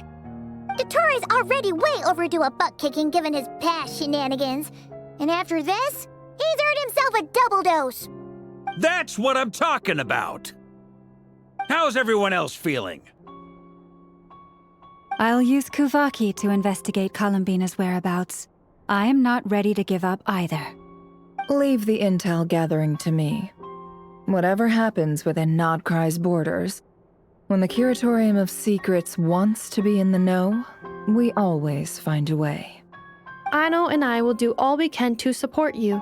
We will attempt to reverse engineer Dottore's actions and seek a breakthrough that way. Alice and Nicole are busy dealing with an emergency at Teyvat's borders, so they can't return just yet. But they're both very angry about this. They've asked Albedo and me to act on the Hexenzirkel's behalf and do everything in our power to fight back against Dottore. Are you ready then? We're going to have to conduct a lot of research, even in the early stages. I'll do my best. As for me, I'm pretty familiar with Dottore's way of doing things, so I can try to predict his next move. I'll help with your investigation. Nice! Looks like we have our basic division of labor. I'll get in touch with Flints and Itlua, get them to have a chat with their Starshiner. It couldn't hurt to bring the Lightkeepers on board as well. At the same time, I'll pass on instructions to the knights present in Nodcry to assist the Lightkeepers and other organizations in ensuring the safety of those living here. Yeah! We'll show him! That's it then. Good luck, everyone.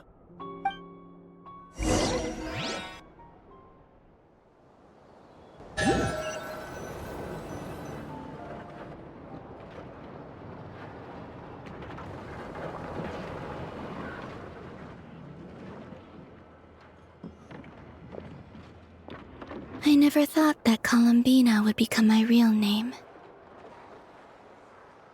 It went from being a Fatui code name to something my friends call me. And remember, come night or day, the moonlight shall always connect us.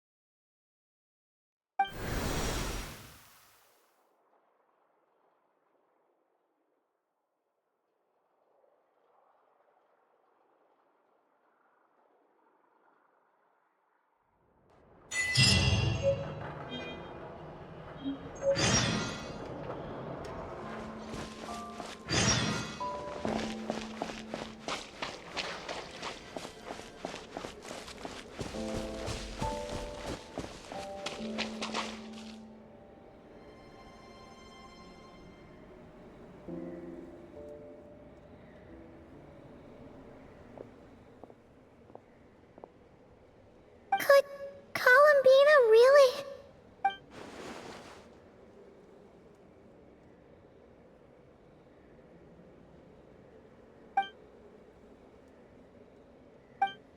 Columbina?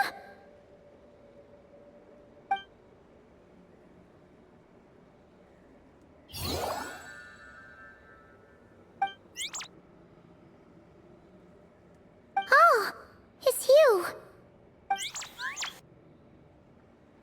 Are you also waiting for Columbina to come back?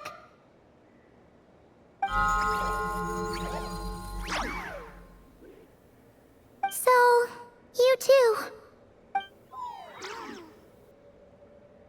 Hey, come on, don't be so sad. Keep your chin up. If everyone was sad, that'd be like... Paimon doesn't want to think about it.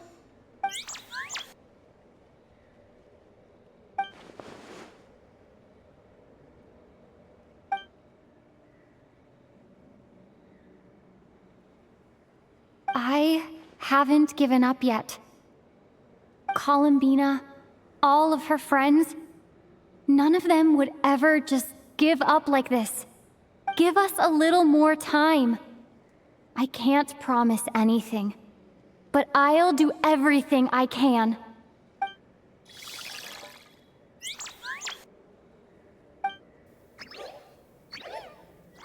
Are they cheering for us?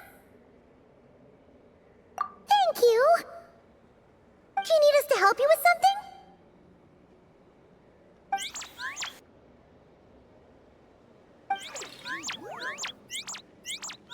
This Kohenki.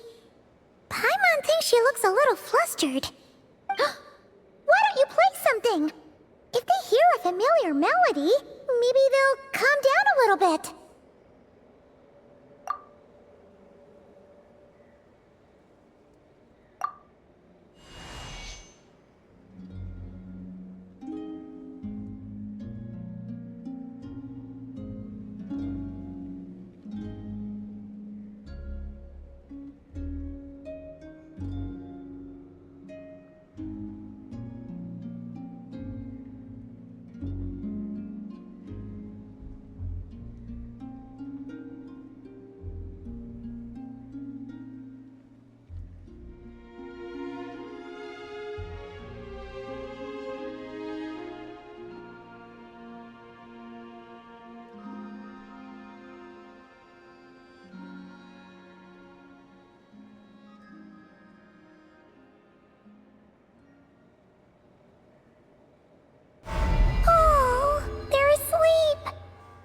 Like they haven't had a good rest in a long time.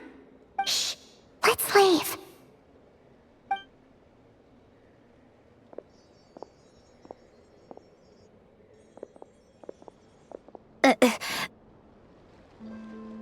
Sandrone! What are you doing here? What? Am I not allowed to take walks now? Thought as much. No such thing as a free miracle, you know. Hey, which way are you headed? Paimon means we don't see much of each other. Maybe we could join you for a bit. Let's not. I'm not in a good mood today and don't have anything nice to say. Besides, comfort is the last thing this place needs.